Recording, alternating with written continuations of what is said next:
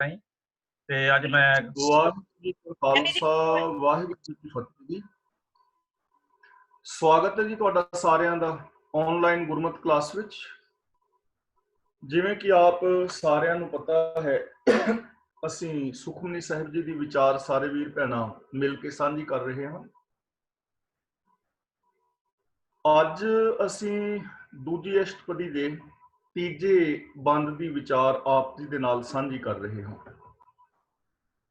ਸੁਖਮਨੀ ਸਾਹਿਬ ਜੀ ਦੀ ਪਾਵਨ ਬਾਣੀ ਅੰਦਰ ਗੁਰਦੇਵ ਪਾਤਸ਼ਾਹ ਨੇ ਸਾਨੂੰ ਸਮਝਾਇਆ ਹੈ ਕਿ ਜੋ ਸਾਰੇ ਸੁੱਖਾਂ ਦਾ ਰਾਜ ਹੈ ਉਹ ਹੈ ਪ੍ਰਭੂ ਦੇ ਹੁਕਮ ਦੇ ਅੰਦਰ ਜੀਵਨ ਗੁਜ਼ਾਰਨਾ और प्रभु की सिफत सलाह करनी, यानी मन वचन और कर्म करके गुणा के धारनी होना ਅਤੇ मन वचन कर्म करके रब्बी रजा के अंदर तुरना। ये सुखां दा मूल है, सुखां दा साधन है, सुखां दी मनी है। जो भी रब्बी रजा विच तुरेगा, जो भी प्रभु परमात्मा के गुणों का धारनी होएगा, उस मनुख की जिंदगी के अंदर ही सुख शांति आनंद खेड़ा प्रसन्नता और आत्मक जीवन पैदा होएगा। गुरुदेव अगले बचन विच सानू समझा रहे हैं, छूटत नहीं कोट लख बाही। इनू बाही नहीं पढ़ना, बाही। बाही का मतलब बाहां द्वारा भरावां दे हुंदियां। छूटत नहीं कोट लख बाही, ਲੱਖਾਂ ਕਰੋੜਾਂ ਬਾਹਾਂ ਦੇ ਹੁੰਦਿਆਂ यानी सहायक ਹੁੰਦਿਆਂ ਮਨੁੱਖ ਜਿਸ ਦੀਨ ਅਵਸਥਾ ਤੋਂ ਖਲਾਸੀ ਨਹੀਂ ਪਾ ਸਕਦਾ। ਦੀਨ ਅਵਸਥਾ ਕਿਹੜੀ ਹੈ? ਕਾਮ ਕ੍ਰੋਧ ਦੇ ਵਿੱਚ ਫਸੇ ਹੋਣਾ, ਵਿਕਾਰਾਂ ਦੇ ਵਿੱਚ ਫਸੇ ਹੋਣਾ, ਇਨਸਾਨੀਅਤ ਤੋਂ ਗਿਰਿਆ ਹੋਇਆ ਜੀਵਨ, ਚਿੰਤਾ ਫਿਕਰ, ਝੋਰੇ ਕਾੜੇ ਅੰਦੇਸ਼ੇ, ਇਹਨਾਂ ਵਿਕਾਰਾਂ ਚੋਂ ਚਿੰਤਾਵਾਂ ਚੋਂ ਬੰਦਾ ਛੁੱਟ ਨਹੀਂ ਪਾਉਂਦਾ। ਬੇਸ਼ੱਕ ਉਹਦੇ ਹਜ਼ਾਰਾਂ ਲੱਖਾਂ ਸਾਥੀ ਹੋਣ, ਜੇਕਰ ਨਹੀਂ ਛੁੱਟ ਪਾ ਰਿਹਾ, ਜੇ ਇਹਨਾਂ ਵਿਕਾਰਾਂ ਚੋਂ ਚਿੰਤਾਵਾਂ ਚੋਂ ਬਾਹਰ ਨਹੀਂ ਨਿਕਲ ਪਾ ਰਿਹਾ। ਔਰ ਇੱਕ ਹਕੀਕਤ ਹੈ, ਅਸੀਂ ਵੇਖਦੇ ਹਾਂ ਜੀਵਨ ਦੇ ਅੰਦਰ ਸਾਡੇ ਕਿੰਨੇ ਸਾਰੇ ਸੰਗੀ ਸਾਥੀ ਨੇ, ਭੈਣ ਭਰਾ ਹਨ, ਸਾਡੇ ਕੋਲ ਮਿਲਵਰਤਨ ਵਾਲੇ ਸਾਥੀ ਨੇ, ਮਾਲ ਧਨ ਹੈ, ਪਰ ਇਹ ਸਾਰਾ ਕੁਝ ਹੁੰਦਿਆਂ ਹੋਇਆਂ ਵੀ ਅਸੀਂ ਚਿੰਤਾ ਦੇ ਵਿੱਚੋਂ ਮੁਕਤ ਨਹੀਂ ਹੋ ਪਾਉਂਦੇ।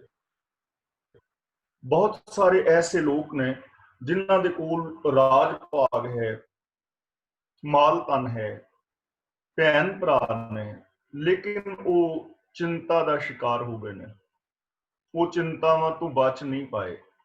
ਤਾਂ ਗੁਰੂ ਜੀ ਕਹਿੰਦੇ ਨੇ, ਲੱਖਾਂ ਕਰੋੜਾਂ ਭਰਾਵਾਂ ਦੇ ਹੁੰਦਿਆਂ ਵੀ ਮਨੁੱਖ ਜਿਸ ਦੀਨ ਅਵਸਥਾ ਦੇ ਵਿੱਚੋਂ ਖਲਾਸੀ ਨਹੀਂ ਪਾ ਸਕਦਾ, ਨਾਮ ਜਪਤ ਤਹਿ ਪਾਰ ਪਰਾਹੀ।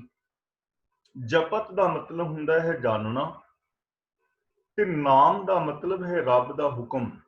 ਜੇ ਰੱਬੀ ਹੁਕਮ ਨੂੰ ਬੰਦਾ ਸਮਝ ਲਵੇ ਔਰ ਪ੍ਰਭੂ ਦੀ ਸਿਫਤ ਸਲਾਹ ਕਰੇ, ਗੁਣਾਂ ਦਾ ਧਾਰਨੀ ਹੋ ਜਾਏ, ਤਹਿ ਪਾਰ ਪਰਾਹੀ, ਤਾਂ ਉਹਦੇ ਚੋਂ ਪਾਰ ਉਤਰ ਜਾਂਦਾ ਹੈ ਬੰਦਾ।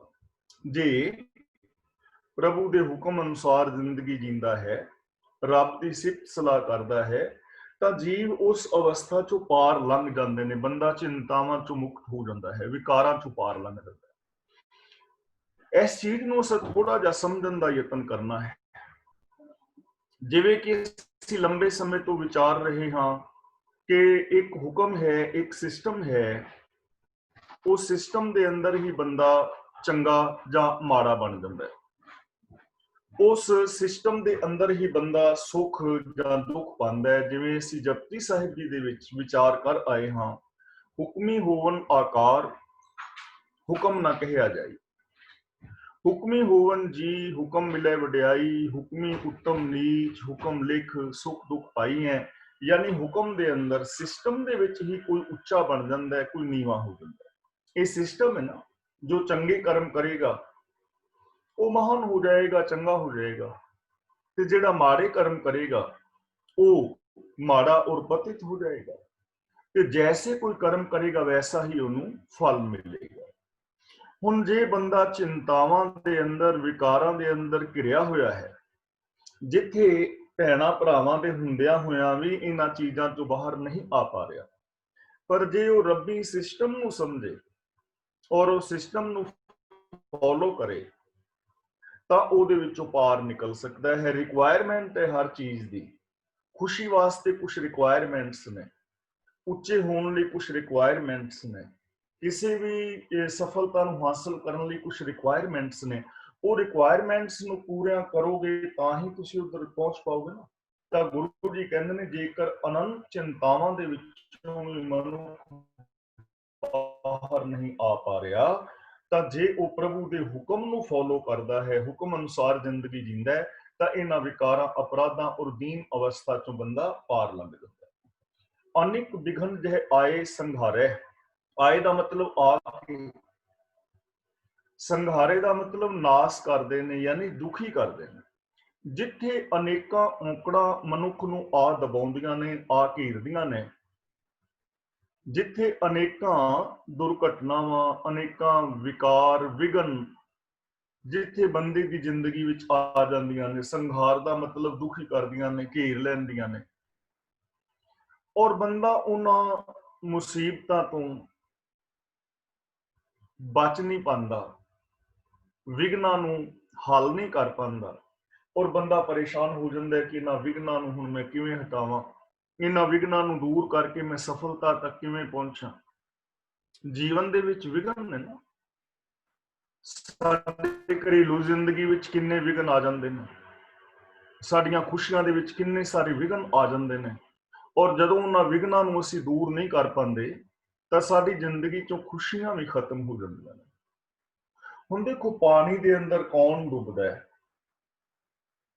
ਜਿਸ ਬੰਦੇ ਨੂੰ ਤਰਨਾ ਨਹੀਂ ਆਉਂਦਾ, ਪਾਣੀ ਦੇ ਅੰਦਰ ਉਹ ਡੁੱਬ ਜਾਂਦਾ ਨਾ। ਜਿਹਨੂੰ ਤਰਨਾ ਨਹੀਂ ਆਉਂਦਾ, ਜੇ ਉਹ ਪਾਣੀ ਵਿੱਚ ਛਲਾਂਗ ਲਗਾਏਗਾ ਤੇ ਡੁੱਬੇਗਾ। ਜਿਸ ਨੂੰ ਤਰਨਾ ਆਉਂਦਾ ਹੈ ਉਹ ਪਾਣੀ ਚੋਂ ਤੈਰ ਕੇ ਬਾਹਰ ਆਏਗਾ। ਸਮੱਸਿਆਵਾਂ ਕਿਸ ਨੂੰ ਦੁਖੀ ਕਰਦੀਆਂ ਨੇ? ਸਮੱਸਿਆਵਾਂ ਦੇ ਵਿੱਚ ਕੌਣ ਘਿਰ ਜਾਂਦਾ ਹੈ? ਜਿਹਨੂੰ ਸਮੱਸਿਆਵਾਂ ਦਾ ਹੱਲ ਕਰਨਾ ਨਹੀਂ ਆਉਂਦਾ, ਉਹ ਸਮੱਸਿਆਵਾਂ ਦੇ ਵਿੱਚ ਘਿਰ ਕੇ ਡਿਪਰੈਸ਼ਨ ਦਾ ਸ਼ਿਕਾਰ ਹੋ ਜਾਏਗਾ। ਤਾਂ ਗੁਰੂ ਜੀ ਕਹਿੰਦੇ ਨੇ ਜਿੱਥੇ ਅਨੇਕਾਂ ਸਮੱਸਿਆਵਾਂ ਇਸ ਮਨੁੱਖ ਨੂੰ ਆ ਘੇਰਦੀਆਂ ਨੇ, ਹਰ ਕਾ ਨਾਮ ਤਤਕਾਲ ਉਧਾਰੇ। ਤਤਕਾਲ ਦਾ ਮਤਲਬ ਤੁਰੰਤ, ਹਰ ਕਾ ਨਾਮ ਦਾ ਮਤਲਬ ਰੱਬ ਦਾ ਹੁਕਮ ਇੱਕ ਪਲ ਦੇ ਅੰਦਰ ਹੀ ਬੰਦੇ ਨੂੰ ਬਚਾ ਲੈਂਦਾ ਹੈ। ਹੁਕਮ ਦਾ ਮਤਲਬ ਸਿਸਟਮ। ਬੰਦਾ ਉਸ ਸਿਸਟਮ ਨੂੰ ਫੋਲੋ ਕਰੇਗਾ ਨਾ, ਹਰ ਵਿਘਨ ਚੋਂ ਬਾਹਰ ਆਉਣ ਦਾ ਕੋਈ ਸਿਸਟਮ ਹੈ, ਜਿਸ ਨੂੰ ਗੁਰਦੇਵ ਪਾਤਸ਼ਾਹ ਪਾਵਨ ਬਾਣੀ ਵਿੱਚ ਹੁਕਮ ਕਹਿੰਦੇ। ਹੁਕਮ, ਰਜਾ, ਭਾਣਾ, ਲੇਖ, ਇਹਨਾਂ ਸਾਰੇ ਸ਼ਬਦਾਂ ਵਾਸਤੇ ਅਸੀਂ ਸ਼ਬਦ ਵਰਤ ਸਕਦੇ ਹਾਂ। ਸਿਸਟਮ ਜਾਂ ਲਾ ਆਫ ਨੇਚਰ, ਕੁਦਰਤ ਦੇ ਜੋ ਨਿਯਮ ਨੇ, ਜੋ ਹੁਕਮ ਰਜ਼ਾਈ ਚੱਲਣਾ ਨਾਨਕ ਲਿਖਿਆ ਨਾਲ। ਜਦੋਂ ਤੋਂ ਇਹ ਕਾਇਨਾਤ ਹੋਂਦ ਵਿੱਚ ਆਈ ਹੈ ਉਦੋਂ ਤੋਂ ਕੁਝ ਨਿਯਮ ਨਿਯਮਾਵਲੀ ਵੀ ਨਾਲ ਹੀ ਚਲੀ ਆ ਰਹੀ ਹੈ, ਤੇ ਉਸ ਨਿਯਮ ਦੇ ਅੰਦਰ ਹੀ ਬੰਦਾ ਵਿਘਨ ਤੋਂ ਪਾਰ ਆਉਂਦਾ ਹੈ। ਜਦੋਂ ਤੱਕ ਉਸ ਨੇਮ ਨੂੰ ਫੋਲੋ ਨਹੀਂ ਕਰਦਾ ਉਦੋਂ ਤੱਕ ਨਹੀਂ। ਤਾਂ ਹੁਣ ਅਸੀਂ ਦੇਖਦੇ ਹਾਂ, ਮੰਨ ਲਓ ਸਾਡੀ ਘੜੀ ਖਰਾਬ ਹੈ, ਹੁਣ ਅਸੀਂ ਤਾਂ ਘੜੀ ਨੂੰ ਠੀਕ ਨਹੀਂ ਕਰ ਪਾਵਾਂਗੇ। ਰੀਜ਼ਨ ਕੀ ਹੈ ਕਿ ਸਾਨੂੰ ਘੜੀ ਦੇ ਸਿਸਟਮ ਬਾਰੇ ਪਤਾ ਨਹੀਂ ਕਿ ਇਹ ਬੰਦ ਹੋਈ ਹੈ ਤੇ ਕਿਉਂ ਬੰਦ ਹੋਈ ਹੈ। ਪਰ ਜਿਹੜਾ ਘੜੀ ਸਾਜ਼ ਹੈ, ਮੈਕੈਨਿਕ ਹੈ, ਜਦੋਂ ਅਸੀਂ ਉਹਦੇ ਕੋਲ ਲੈ ਜਾਂਦੇ ਹਾਂ ਤਾਂ ਉਹਨੂੰ ਸਿਸਟਮ ਦਾ ਪਤਾ ਹੈ ਕਿ ਇਹਦਾ ਕਿਹੜਾ ਪੁਰਜਾ ਖਰਾਬ ਹੈ। ਉਹ ਪੁਰਜਾ ਬਦਲਦਾ, ਘੜੀ ਠੀਕ ਹੋ ਜਾਂਦੀ ਹੈ, ਇੱਕ ਪਲ ਵੀ ਨਹੀਂ ਨਾ ਲੱਗਦਾ। ਹੁਣ ਸਾਡੇ ਤੋਂ ਕਿਉਂ ਨਹੀਂ ਠੀਕ ਹੋਈ? ਹਾਲਾਂਕਿ ਸਾਡੀ ਘੜੀ ਹੈ, ਪੈਸੇ ਦੇ ਕੇ ਖਰੀਦੀ ਹੈ, ਅਸੀਂ ਉਸ ਘੜੀ ਨੂੰ ਯੂਜ਼ ਕਰਨਾ ਚਾਹੁੰਦੇ ਹਾਂ, ਠੀਕ ਕਰਨਾ ਚਾਹੁੰਦੇ ਹਾਂ, ਪਰ ਠੀਕ ਹੋ ਨਹੀਂ ਪਾ ਰਹੀ। ਰੀਜ਼ਨ ਕੀ ਹੈ ਕਿ ਸਾਨੂੰ ਉਹਦੇ ਸਿਸਟਮ ਦਾ ਨਹੀਂ ਪਤਾ, ਨਿਯਮ ਦਾ ਨਹੀਂ ਪਤਾ। ਤੇ ਜਦੋਂ ਅਸੀਂ ਘੜੀ ਸਾਜ਼ ਕੋਲ ਜਾਂਦੇ ਹਾਂ, ਉਹ ਉਹਨੂੰ ਠੀਕ ਕਰਦਾ, ਇੱਕ ਪਲ ਦੇ ਵਿੱਚ ਉਹ ਠੀਕ ਕਰਕੇ ਸਾਡੇ ਹੱਥ ਫੜਾਉਂਦਾ। ਇੱਕ ਪਲ ਲੱਗਿਆ ਨਾ, ਕਿਉਂਕਿ ਉਹਨੂੰ ਸਿਸਟਮ ਦਾ। ਤਾਂ ਗੁਰੂ ਜੀ ਕਹਿੰਦੇ ਨੇ ਜਿੱਥੇ ਜ਼ਿੰਦਗੀ ਦੇ ਅੰਦਰ ਅਨੇਕਾਂ ਵਿਘਨ ਆ ਕੇ ਘੇਰਦੇ ਨੇ, ਉੱਥੇ ਜੋ ਰੱਬ ਦਾ ਹੁਕਮ ਹੈ, ਨਾਮ ਮੀਨਸ ਹੁਕਮ, ਇੱਕ ਪਲ ਦੇ ਅੰਦਰ ਹੀ ਸਾਡੀ ਮੁਕਤੀ ਕਰਾ ਦਿੰਦਾ ਹੈ, ਬਚਾ ਲੈਂਦਾ ਹੈ ਉਹਨਾਂ ਵਿਘਨਾਂ ਤੋਂ, ਕਿਉਂਕਿ ਸਿਸਟਮ ਦੇ ਵਿੱਚ ਹੀ ਬੰਦਾ ਪਾਰ ਹੋ ਸਕਦਾ ਹੈ। ਅਗਲਾ ਵਚਨ ਗੁਰਦੇਵ ਕਰਦੇ ਨੇ, ਅਨੇਕ ਜੋਨ ਜਨਮੈ ਮਰ ਜਾਮ। ਅਨੇਕਾਂ ਜੂਨਾਂ ਦੇ ਵਿੱਚ ਬੰਦਾ ਜੰਮਦਾ ਹੈ ਔਰ ਮਰਦਾ ਹੈ। ਅਨੇਕਾਂ ਜੂਨਾਂ ਵਿੱਚ ਬੰਦਾ ਘਿਰਿਆ ਰਹਿੰਦਾ ਹੈ, ਭਟਕਦਾ ਹੈ। ਹੁਣ ਅਨੇਕਾਂ ਜੂਨਾਂ ਵਿੱਚ ਕਿਵੇਂ ਭਟਕ ਰਿਹਾ ਹੈ? ਸਵੇਰ ਤੋਂ ਲੈ ਕੇ ਸ਼ਾਮ ਤੱਕ ਮੈਂ ਇਸ ਜ਼ਿੰਦਗੀ ਦੀ ਗੱਲ ਕਰ ਰਿਹਾ। ਜਿਵੇਂ ਅਸੀਂ ਪਹਿਲਾਂ ਵੀ ਕਈ ਵਾਰ ਵਿਚਾਰ ਕੀਤੀ ਹੈ ਕਿ ਜਦੋਂ ਬੰਦਾ ਲਾਲਚ ਕਰਦਾ ਹੈ ਤਾਂ ਉਦੋਂ ਬੰਦੇ ਦੇ ਅੰਦਰੋਂ ਇਨਸਾਨ ਮਰ ਜਾਂਦਾ ਹੈ ਤੇ ਉਹਦੇ ਅੰਦਰ ਕੁੱਤਾ ਪੈਦਾ ਹੋ ਜਾਂਦਾ ਹੈ, ਕਿਉਂਕਿ ਕੁੱਤਾ ਲੋਭ ਦਾ ਪ੍ਰਤੀਕ ਹੈ। ਗੁਰੂ ਜੀ ਦਾ ਪਾਵਨ ਬਚਨ ਹੈ, ਲੋਭ ਲਹਿਰ ਸਭ ਸਵਾਨ ਹਲਕ ਹੈ, ਹਲਕਿਓ ਸਭੇ ਬਿਗਾੜੇ। ਕੁੱਤੇ ਵਾਲੀ ਬਿਰਤੀ ਆ ਗਈ ਤੇ ਲੋਭ ਪੂਰਾ ਹੋਇਆ ਤੇ ਉਸ ਤੋਂ ਬਾਅਦ ਸਾਡੇ ਅੰਦਰ ਈਗੋ ਪੈਦਾ ਹੋ ਗਈ। ਤਾਂ ਹੰਕਾਰ ਹਾਥੀ ਦੀ ਬਿਰਤੀ ਹੈ ਨਾ, ਮਨ ਤੋਂ ਮੈਗਲ ਹੋਏ ਰਹੋ। ਅਸੀਂ ਹਾਥੀ ਦੀ ਬਿਰਤੀ ਸਾਡੇ ਅੰਦਰ ਪੈਦਾ ਹੋ ਗਈ, ਹਾਥੀ ਦੀ ਜੂਨ ਚ ਪੈ ਗਏ, ਅੰਦਰੋਂ ਇਨਸਾਨ ਮਾਰ ਗਿਆ, ਇਨਸਾਨੀਅਤ ਖਤਮ ਹੋ ਗਈ। ਅਸੀਂ ਹੰਕਾਰ ਸਾਡਾ ਥੋੜਾ ਬਹੁਤਾ ਘਟਿਆ ਤੇ ਅਗਲੇ ਹੀ ਪਲ ਸਾਡੇ ਅੰਦਰ ਝੂਠੇ ਵਾਲੀ ਬਿਰਤੀ ਆ ਗਈ। ਅਸੀਂ ਆਪ ਖੁਦਰੇ ਹੋ ਗਏ। ਜਿਹੜੇ ਬੰਦੇ ਸਮਾਜ ਦੀ ਨਿਯਮਾਂ ਨੂੰ ਤੋੜਦੇ ਨੇ, ਕੁਦਰਤ ਦੇ ਕਾਨੂੰਨਾਂ ਨੂੰ ਤੋੜਨ ਦਾ ਯਤਨ ਕਰਦੇ ਨੇ, ਰਾਜਨੀਤਿਕ ਜੋ ਕਿਸੇ ਦੇਸ਼ ਦੇ ਕਾਨੂੰਨਾਂ ਨੂੰ ਤੋੜਦੇ ਨੇ, ਮਾਂ-ਬਾਪ ਦਾ ਕਹਿਣਾ ਨਹੀਂ ਮੰਨਦੇ, ਆਪ ਖੁਦਰੇ ਨੇ। ਜਦੋਂ ਆਪ ਖੁਦਰਾਪਨ ਆ ਗਿਆ, ਜਦੋਂ ਕਿਸੇ ਦੀ ਭਾਵਨਾ ਦੀ ਕੋਈ ਪਰਵਾਹ ਨਹੀਂ, ਜਾਣਾ ਇਧਰ ਜਾ ਪੁੱਠੇ ਪਾਸੇ ਰਹਿਣ, ਤੇ ਝੋਟੇ ਵਾਲੀ ਬਿਰਤੀ ਆ ਗਈ ਨਾ, ਮਾਤਾ ਭੈਂਸਾ ਅਮੂਹਾਂ ਜਾਏ, ਕੁੱਦ ਕੁੱਦ ਚਰੇ ਰਸਾਤਲ ਪਾਏ। ਜਦੋਂ ਅਸੀਂ ਬੇਗਾਨੇ ਹੱਕ ਖਾ ਰਹੇ ਹਾਂ, ਗੰਦਗੀ ਖਾ ਰਹੇ ਹਾਂ, ਤਾਂ ਬੰਦੇ ਦੇ ਅੰਦਰ ਸੂਰ ਵਾਲੀ ਬਿਰਤੀ ਪੈਦਾ ਹੋ ਗਈ ਨਾ। ਜਦੋਂ ਅਸੀਂ ਗੁਰੂ ਦੇ ਉਪਦੇਸ਼ ਤੋਂ ਹੀਣੇ ਹੁੰਦੇ ਹਾਂ ਤਾਂ ਉਦੋਂ ਸਾਡੇ ਅੰਦਰ ਕਿਹੜੀਆਂ ਬਿਰਤੀਆਂ ਨੇ? ਗੁਰੂ ਜੀ ਦਾ ਪਾਵਨ ਬਚਨ, ਗੁਰਮੰਤਰਹੀਣस्य ਜੋ ਪ੍ਰਾਣੀ ਤ੍ਰਿਗੰਤ ਜਨਮ ਪ੍ਰਸ਼ਟਣੈ, ਕੂਕਰੈ ਸੂਕਰੈ ਗਰਦਬੈ ਕਾਕੈ ਸਰਪਨੈ ਤੁਲ ਖਲੈ। ਉਦੋਂ ਬੰਦਾ ਇਹਨਾਂ ਜ਼ੂਨਾਂ ਦੇ ਬਰਾਬਰ ਹੁੰਦਾ, ਉਦੋਂ ਬੰਦਾ ਭਟਕ ਰਿਹਾ ਹੈ, ਮਰਦਾ ਹੈ। ਜਾਮ ਦਾ ਮਤਲਬ ਇਹ ਆਤਮਕ ਮੌਤ ਤੇ ਮਰ ਜਾਂਦਾ ਹੈ। ਤਾਂ ਇਸ ਤਰ੍ਹਾਂ ਆਦਮੀ ਮੰਨ ਲਓ ਕਿ ਐਸੀ ਅਵਸਥਾ ਵਿੱਚ ਹੈ ਕਿ ਅਨੇਕਾਂ ਪਸ਼ੂ ਬਿਰਤੀਆਂ ਇਹਦੇ ਅੰਦਰ ਪੈਦਾ ਹੋ ਰਹੀਆਂ ਨੇ, ਅਨੇਕਾਂ ਪਸ਼ੂਆਂ ਦੇ ਸੁਭਾਅ ਇਹਦੇ ਅੰਦਰ ਆ ਰਹੇ ਨੇ, ਔਰ ਇਹ ਬੰਦਾ ਭਟਕਣਾ ਦੇ ਵਿੱਚ ਪਿਆ ਹੋਇਆ ਹੈ, ਜੰਮਦਾ ਮਰਦਾ ਹੈ, ਭਟਕਣਾ ਦੇ ਅੰਦਰ ਪਿਆ ਹੋਇਆ ਹੈ। ਗੁਰੂ ਜੀ ਕਹਿੰਦੇ ਨੇ, ਨਾਮ ਜਪਤ ਪਾਵੇ ਵਿਸਰਾਮ। ਜਪਤ ਦਾ ਮਤਲਬ ਜਦੋਂ ਬੰਦਾ ਜਾਣਦਾ ਹੈ, ਸਾਂਝ ਪਾਉਂਦਾ ਹੈ। ਨਾਮ ਦਾ ਮਤਲਬ ਰੱਬੀ ਹੁਕਮ ਦੇ ਨਾਲ। ਜਦੋਂ ਬੰਦਾ ਰੱਬੀ ਹੁਕਮ ਦੇ ਨਾਲ ਸਾਂਝ ਪਾਉਂਦਾ ਹੈ, ਰੱਬ ਦੀ ਸਿਫਤ ਸਲਾਹ ਕਰਦਾ ਹੈ, ਰੱਬੀ ਗੁਣ ਗਾਉਂਦਾ ਹੈ, ਰੱਬੀ ਹੁਕਮ ਦੇ ਅੰਦਰ ਚੱਲਦਾ ਹੈ, ਤਾਂ ਇਹਨੂੰ ਵਿਸ਼ਰਾਮ ਮਿਲ ਜਾਂਦਾ ਹੈ, ਟਿਕਾਵ ਆ ਜਾਂਦਾ ਹੈ। ਇਹਦਾ ਮਨ ਫਿਰ ਭਟਕਦਾ ਨਹੀਂ, ਫਿਰ ਇਹਦਾ ਮਨ ਵਿਸ਼ਰਾਮ ਪਾਉਂਦਾ ਹੈ। ਵਿਸ਼ਰਾਮ ਦਾ ਮਤਲਬ ਟਿਕ ਜਾਂਦਾ ਹੈ, ਸੱਚ ਦੇ ਅੰਦਰ ਟਿਕ ਜਾਂਦਾ ਹੈ, ਨਿਰਭੈਤਾ ਵਿੱਚ, ਨਿਰਵੈਰਤਾ ਵਿੱਚ, ਇਨਸਾਨੀਅਤ ਦੇ ਅੰਦਰ। ਅਬ ਤੋਂ ਜਾਏ ਚੜ੍ਹੇ ਸਿੰਘਾਸਨ, ਮਿਲੇ ਹੈ ਸਾਰਿੰਗ ਪਾਨੀ, ਰਾਮ ਕਬੀਰਾ ਏਕ ਭਏ ਹੈ, ਕੋਈ ਨਾ ਸਕੇ ਪਛਾਨੀ। ਰੱਬ ਔਰ ਇਹ ਇੱਕ ਹੀ ਰੂਪ ਹੋ ਜਾਂਦੇ ਨੇ, ਕੋਈ ਪਛਾਣ ਵੀ ਨਹੀਂ ਪਾਉਂਦਾ, ਵਿਸ਼ਰਾਮ ਮਿਲ ਜਾਂਦਾ। ਤਾਂ ਮਨੁੱਖ ਦੀ ਪ੍ਰੋਬਲਮ ਹੈ, ਕਿਉਂਕਿ ਅਸੀਂ ਖੁਸ਼ੀ ਪਾਣੀ ਹੈ ਨਾ। ਸੁਖਮਨੀ ਸਾਹਿਬ ਜੀ ਦਾ ਮੁੱਖ ਭਾਵ ਹੀ ਇਹ ਹੈ ਬਾਣੀ ਦਾ ਕਿ ਸੁਖਮਨੀ ਸੁਖ ਅੰਮ੍ਰਿਤ ਪ੍ਰਭ ਨਾਮ, ਭਗਤ ਜਨਾ ਕੇ ਮਨ ਵਿਸਰਾਮ। की जो रब्बी हुक्म है वो सारे सुखां दी मनी है, सारे सुखां दा सार, सारे सुखां दा खजाना है, वो सारे सुखां दा मूल है। ਤਾਂ ਗੁਰੂ ਜੀ ਕਹਿੰਦੇ ਨੇ ਫਿਰ ਬੰਦਾ ਸੁੱਖਾਂ ਦੇ ਵਿੱਚ ਟਿਕ ਜਾਂਦਾ ਹੈ, ਫਿਰ ਬੰਦੇ ਦਾ ਮਨ ਵਿਕਾਰਾਂ ਵਿੱਚ ਭਟਕਦਾ ਨਹੀਂ, ਫਿਰ ਇਹ ਆਪਣੇ ਏਮ ਦੇ ਉੱਤੇ, ਆਪਣੇ ਗੋਲ ਦੇ ਉੱਤੇ ਟਿਕਿਆ ਰਹਿੰਦਾ ਹੈ, ਫਿਰ ਇਹ ਵਿਕਾਰਾਂ ਵੱਲ ਨਹੀਂ ਭਟਕਦਾ। ਹਉ ਮੈਲਾ ਮਲ ਕਬਹੁ ਨਾ ਧੋਵੈ। ਹਉ ਦਾ ਮਤਲਬ ਆਪਣਾ ਵਖੀਵਾ, ਹਉ ਮੈਲਾ ਦਾ ਮਤਲਬ ਹਉਮੈ ਦੇ ਨਾਲ ਗੰਦਾ ਹੋਇਆ ਜੀਵ। ਮਲ ਕਬਹੁ ਨਾ ਧੋਵੇ, ਕਦੇ ਮੈਲ ਧੋਂਦਾ ਨਹੀਂ।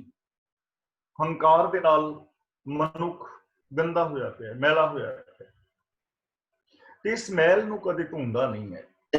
ਹਉਮੈ ਨੂੰ ਸਮਝ ਲੈਣਾ, ਹਉਮੈ ਦਾ ਮਤਲਬ ਵਖੇਵਾ ਹੈ, ਤੇ ਹਉਮੈ ਦੇ ਦੋ ਵਿੰਗੜੇ ਹੋਏ ਰੂਪ ਨੇ, ਇੱਕ ਇਨਫੀਰੀਓਰਿਟੀ ਕੰਪਲੈਕਸ ਔਰ ਇੱਕ ਸੁਪਰੀਓਰਿਟੀ ਕੰਪਲੈਕਸ। ਤੇ ਇਹ ਦੋਵੇਂ ਹੀ ਮੈਲੇ ਨੇ, ਇਹ ਦੋਵੇਂ ਹੀ ਚੰਗੇ ਨਹੀਂ ਹਨ, ਇਹ ਦੋਵੇਂ ਹੀ ਮੈਲੇ ਨੇ, ਇਹ ਚੰਗੇ ਇਹਨਾਂ ਨੂੰ ਅਸੀਂ ਨਹੀਂ ਕਹਿ ਸਕਦੇ। ਤਾਂ ਗੁਰੂ ਪਾਤਸ਼ਾਹ ਜੀ ਅੱਗੇ ਸਾਨੂੰ ਸਮਝਾਉਂਦੇ ਨੇ ਕਿ ਹਉ ਮੈਲਾ ਮਲ ਕਹੂ ਨਾ ਧੋਵੈ, ਕਿ ਹਉਮੈ ਦੇ ਨਾਲ ਜੀਵ ਮੈਲਾ ਹੋਇਆ ਹੈ ਤੇ ਇਸ ਮੈਲ ਨੂੰ ਕਦੇ ਧੋਂਦਾ ਨਹੀਂ, ਇਹਨੂੰ ਕਦੇ ਦੂਰ ਨਹੀਂ ਕਰਦਾ, ਕਦੇ ਵੀ ਮੈਲ ਇਹਦੀ ਦੂਰ ਨਹੀਂ ਹੁੰਦੀ। ਜਿਵੇਂ ਮਿਸਾਲ ਵਜੋਂ ਕਿ ਇਹ ਇਨਸਾਨ ਤੀਰਥਾਂ ਤੇ ਨਹਾਉਂਦਾ ਹੈ, ਕਰਮ ਕਾਂਡ ਕਰਦਾ ਹੈ, ਜਪ ਤਪ ਸੰਜਮ ਸਾਧਦਾ ਹੈ, ਤੇ ਇਹਨਾਂ ਸਾਰਿਆਂ ਕਰਮਾਂ ਦੇ ਨਾਲ ਇਹਦੀ ਮੈਲ ਦੂਰ ਨਹੀਂ ਹੁੰਦੀ। ਅਨੇਕਾਂ ਕਰਮ ਕਰਕੇ ਦੇਖ ਲੈ ਨਾ ਮਨੁੱਖ ਨੇ, ਵਰਤ ਰੱਖ ਲਏ, ਨਰਾਤੇ ਰੱਖ ਲਏ, ਸਰਾਧ ਕਰ ਲਏ, ਜਪ ਤਪ ਸੰਜਮ ਕਰ ਲਏ, ਚਲਾਕੀਆਂ ਕਰ ਲਈਆਂ, ਤ੍ਰਿਸ਼ਨਾ ਵਿੱਚ ਜੀ ਕੇ ਵੇਖ ਲਿਆ, ਸਮਾਧੀਆਂ ਲਾ ਕੇ ਵੇਖ ਲਿਆ, ਤਿਆਗ ਕਰਕੇ ਵੇਖ ਲਿਆ, ਇਹਦੇ ਨਾਲ ਤੇ ਮੈਲ ਗਈ ਨਹੀਂ, ਸਗੋਂ ਨਿਮਕ ਨਿਮਕ ਕਰ ਸਰੀਰ ਕਟਾਵੇ, ਤੋਪੀ ਹੋਵੇਂ ਮਿਲ ਨਾ ਜਾਵੇ, ਪਲ ਪਲ ਕਰਕੇ ਸਰੀਰ ਨੂੰ ਵੀ ਕਟਾ ਦੇਵੇ ਤਾਂ ਵੀ ਇਹਦੀ ਹੋਮੇ ਜਾਂਦੀ ਨਹੀਂ। ਇਨਫੀਰੀਓਰਿਟੀ ਕੰਪਲੈਕਸ ਔਰ ਸੁਪਰੀਓਰਿਟੀ ਕੰਪਲੈਕਸ, ਇਹ ਦੋਵੇਂ ਹੀ ਇਹਨੂੰ ਪਰੇਸ਼ਾਨ ਕਰਦੇ ਰਹਿੰਦੇ ਨੇ। ਹੀਨ ਭਾਵਨਾ ਇਹ ਵੀ ਇੱਕ ਮੈਲ ਹੈ ਜੋ ਬੰਦੇ ਨੂੰ ਇਹਦਾ ਉਜਲ ਭਵਿੱਖ ਨਹੀਂ ਬਣਾਉਣ ਦਿੰਦੀ। ਜੋ ਮੈਲ ਕਰਕੇ, ਇਨਫੀਰੀਓਰਿਟੀ ਕੰਪਲੈਕਸ ਕਰਕੇ ਬੰਦਾ ਆਪਣੀ ਅਸਲੀਅਤ ਨੂੰ ਨਹੀਂ ਜਾਣ ਪਾਉਂਦਾ, ਜੋ ਇਹਦੇ ਅੰਦਰ ਸੰਭਾਵਨਾਵਾਂ ਨੇ ਉਹਨਾਂ ਨੂੰ ਉਜਾਗਰ ਨਹੀਂ ਕਰ ਪਾਉਂਦਾ, ਜੋ ਇਹਦੇ ਅੰਦਰ ਕੁਆਲਿਟੀਜ਼ ਪੈਦਾ ਹੋ ਸਕਦੀਆਂ ਨੇ ਉਹ ਨਹੀਂ ਕਰ ਪਾਉਂਦਾ, ਜੋ ਸਫਲਤਾ ਪਾ ਸਕਦਾ ਸੀ ਉਹ ਨਹੀਂ ਪਾ ਸਕਦਾ। ਇਸੇ ਤਰ੍ਹਾਂ ਸੁਪਰੀਓਰਿਟੀ ਕੰਪਲੈਕਸ, ਆਪਣੇ ਆਪ ਨੂੰ ਸਭ ਨਾਲੋਂ ਵੱਡਾ ਸਮਝ ਲੈਣਾ, ਦੂਜਿਆਂ ਦੀਆਂ ਭਾਵਨਾਵਾਂ ਨੂੰ ਕਤਲ ਕਰਨਾ, ਤੇ ਜੋ ਪਿਆਰ ਦੂਜਿਆਂ ਤੋਂ ਪਾ ਸਕਦਾ ਸੀ ਉਹ ਨਹੀਂ ਪਾ ਸਕਿਆ। ਤਾਂ ਗੁਰੂ ਪਾਤਸ਼ਾਹ ਜੀ ਕਹਿੰਦੇ ਨੇ ਹਉ ਮੈਲਾ ਮਲ ਕਹੂ ਨਾ ਧੋਵੈ, ਹਰ ਕਾ ਨਾਮ ਓਟ ਪਾਪ ਹੋਵੇ। ਜੋ ਹਰੀ ਦਾ ਨਾਮ ਹੈ, ਨਾਮ ਮੀਨਸ ਹੁਕਮ ਹੈ, ਉਹ ਕਰੋੜਾਂ ਪਾਪਾਂ ਨੂੰ ਨਾਸ਼ ਕਰ ਦਿੰਦਾ ਜੇ ਰੱਬੀ ਹੁਕਮ ਨੂੰ ਬੰਦਾ ਸਮਝ ਲਵੇ, ਜੇ ਰੱਬ ਦੀ ਰਜ਼ਾ ਦੇ ਅੰਦਰ ਚੱਲੇ, ਜੇ ਗੁਰਬਾਣੀ ਦੇ ਦਿੱਤੇ ਵੇ ਉਸ ਲਾਈਫ ਨੂੰ ਅਪਣਾ ਲਵੇ ਤਾਂ ਇਹਦੇ ਕਰੋੜਾਂ ਪਾਪ ਖਤਮ ਹੋ ਸਕਦੇ ਨੇ। ਇਹਦੀ ਜ਼ਿੰਦਗੀ ਚੋਂ ਹਉਮੈ ਦੀ ਮੈਲ ਖਤਮ ਹੋ ਜਾਂਦੀ ਹੈ ਜੇ ਹੁਕਮ ਨੂੰ ਸਮਝ ਲਵੇ, ਜੇ ਰੱਬੀ ਗੁਣਾਂ ਨੂੰ ਗਾਵੇ, ਸੱਚ ਦਾ ਧਾਰਨੀ ਹੋ ਜਾਏ, ਨਿਰਭੈਤਾ ਨਿਰਵੈਰਤਾ ਦਾ ਧਾਰਨੀ ਹੋ ਜਾਏ। ਗੁਰੂ ਜੀ ਹੁਕਮ ਕਰ ਰਹੇ ਨਾ, ਇਸ ਤਰ੍ਹਾਂ ਨੂੰ ਮੇਰੇ ਹੋ ਸਾਚੇ ਸੁਣਨੇ ਨੂੰ ਪਠਾਏ, ਸਾਚੇ ਸੁਣਨੇ ਨੂੰ ਪਠਾਏ, ਸਰੀਰ ਲਾਏ ਸੁਣੋ ਸਤ ਬਾਣੀ।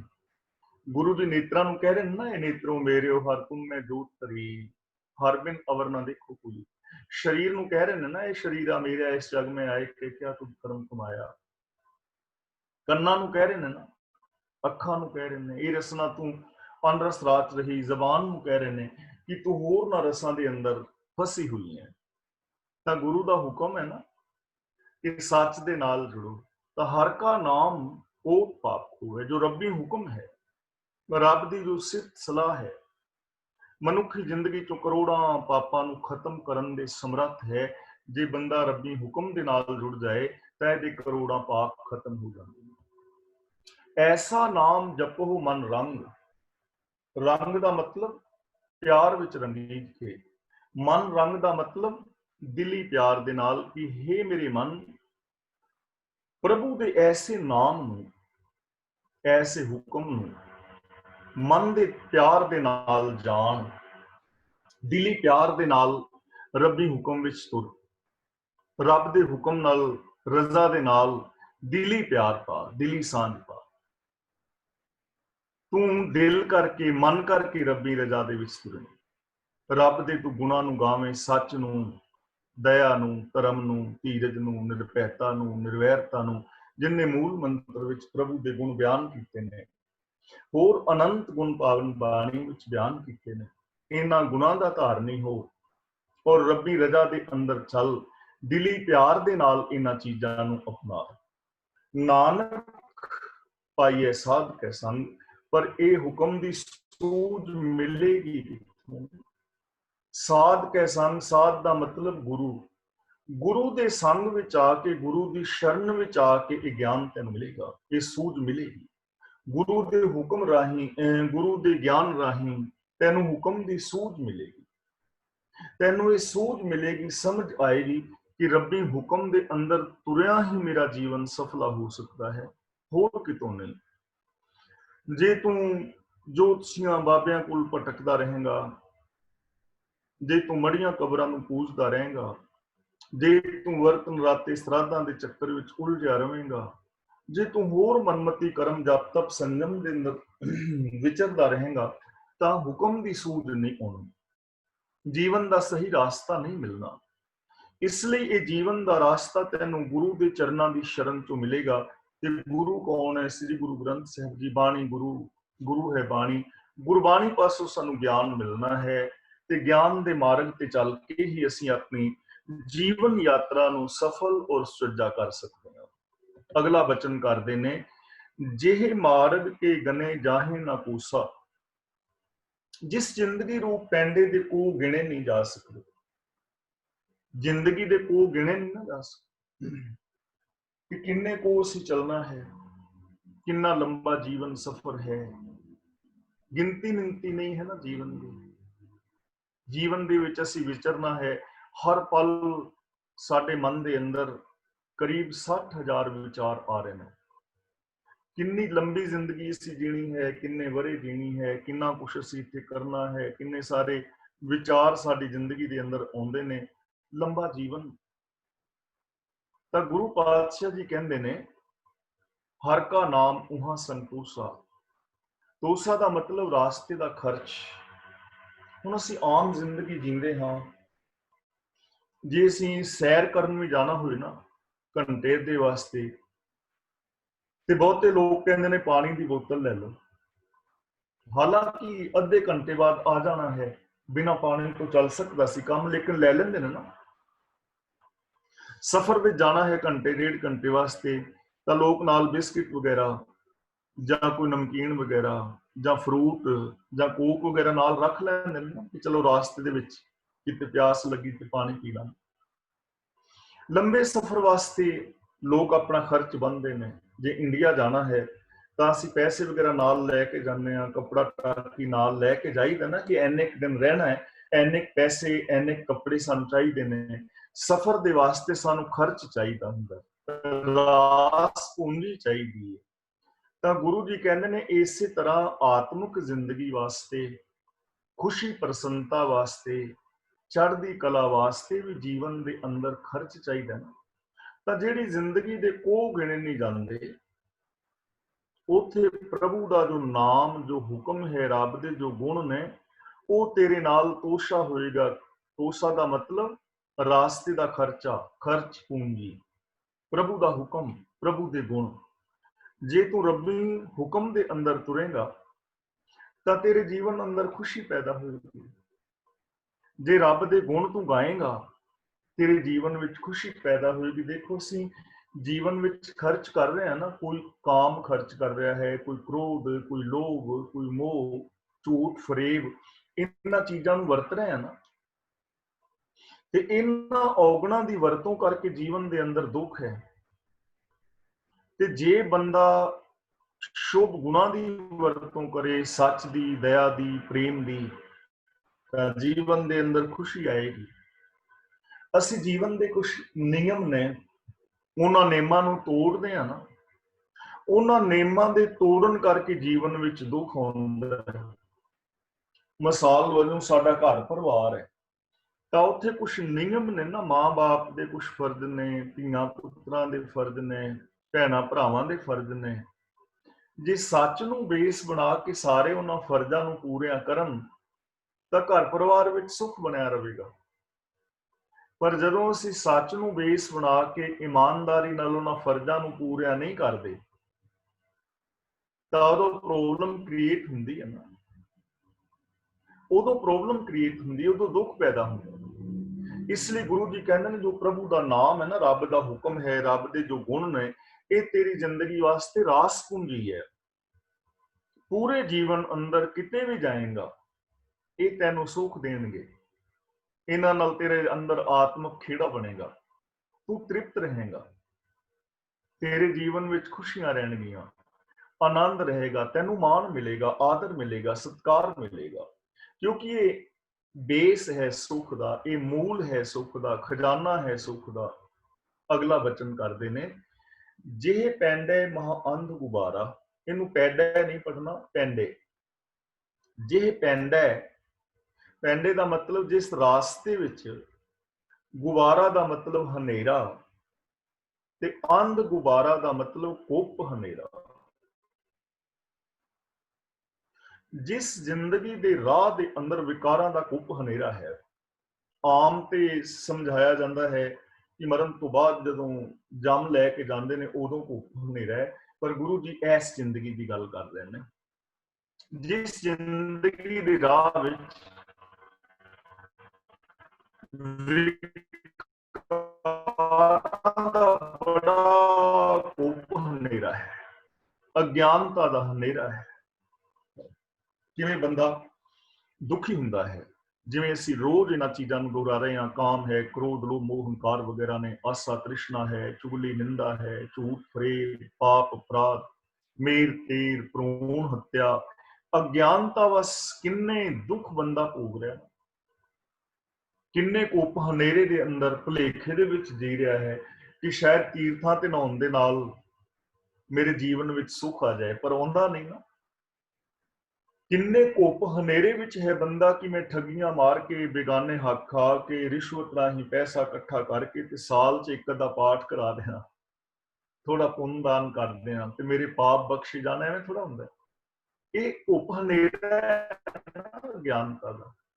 ਪਾਪ ਕਰੇ ਪੰਚਾਂ ਕੇ ਬਸ ਰੇ, ਤੀਰਥ ਨਾਏ ਕਹਿ ਸਭ ਉਤਰੇ, ਬਹੁਰ ਕਮਾਵੇਂ ਹੋਏ ਨਿਸੰਕ, ਜਮ ਕੁਰਬਾਨ ਕਰੇ ਕਾਲੰਕ। ਬੰਦਾ ਪਾਪ ਕਮਾਉਂਦਾ ਤੇ ਪਾਪਾਂ ਤੋਂ ਬਾਅਦ ਫਿਰ ਤੀਰਥਾਂ ਤੇ ਨਹਾਉਂਦਾ ਹੈ ਤੇ ਆਪ ਹੀ ਸਮਝ ਪੈਂਦਾ ਹੈ ਕਿ ਮੇਰੇ ਪਾਪ ਲੈ ਗਏ ਨੇ, ਤੇ ਫਿਰ ਹੋਰ ਕਮਾਉਣ ਲੱਗ ਜਾਂਦਾ। ਤਾਂ ਗੁਰੂ ਜੀ ਕਹਿੰਦੇ ਨੇ ਜਿਸ ਜੀਵਨ ਸਫਰ ਦੇ ਅੰਦਰ ਅਗਿਆਨਤਾ ਦਾ ਕੁੱਪ ਹਨੇਰਾ ਹੈ ਔਰ ਬੰਦਾ ਅਸਲੀਅਤ ਤੋਂ ਦੂਰ ਰਹਿੰਦਾ ਹੈ। ਕੁੱਪ ਹਨੇਰਾ ਨਾ ਹਿਰਨ ਦੇ ਰਾਸਤੇ ਵਿੱਚ, ਅਗਿਆਨਤਾ ਸਮਝਦਾ ਹੈ ਕਿ ਸ਼ਾਇਦ ਮੇਰੇ ਤੋਂ ਬਾਹਰ ਹੈ ਸੁਗੰਧ, ਝਾੜੀਆਂ ਦੇ ਵਿੱਚ ਲੱਭਦਾ ਫਿਰਦਾ, ਪਰ ਸੁਗੰਧ ਅੰਦਰੋਂ ਆ ਰਹੀ ਹੈ ਤੇ ਮਾਰਿਆ ਜਾਂਦਾ ਹੈ।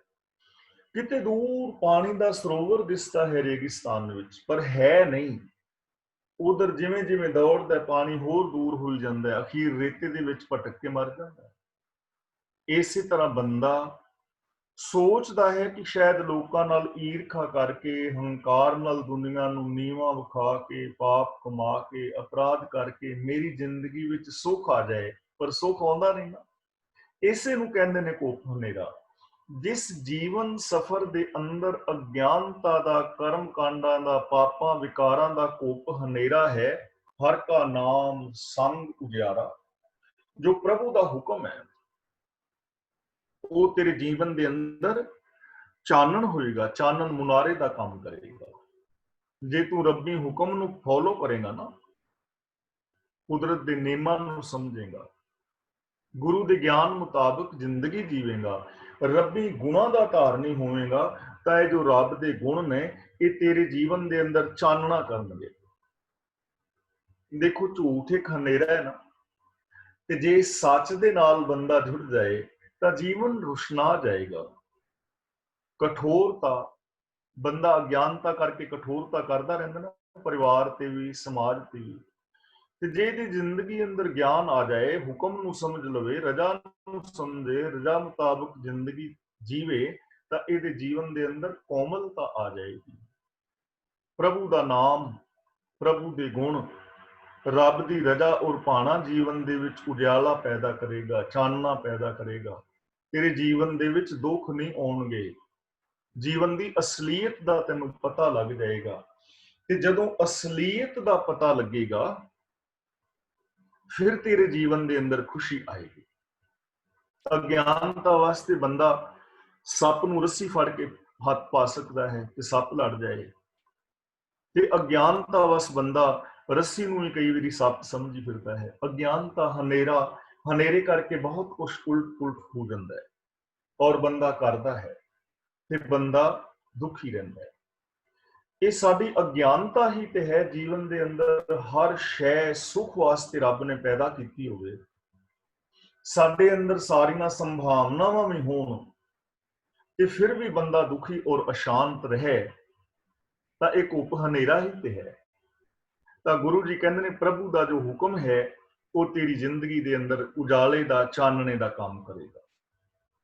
ਜਹਾਂ ਪੰਥ ਤੇਰਾ ਕੋ ਨਾ ਸਿਆਨੂ, ਇਹਨੂੰ ਸਿਆਨੂ ਝੱਜਾ ਨਹੀਂ ਪੜਨਾ, ਨੰਨਾ ਬੋਲਣਾ ਹੈ।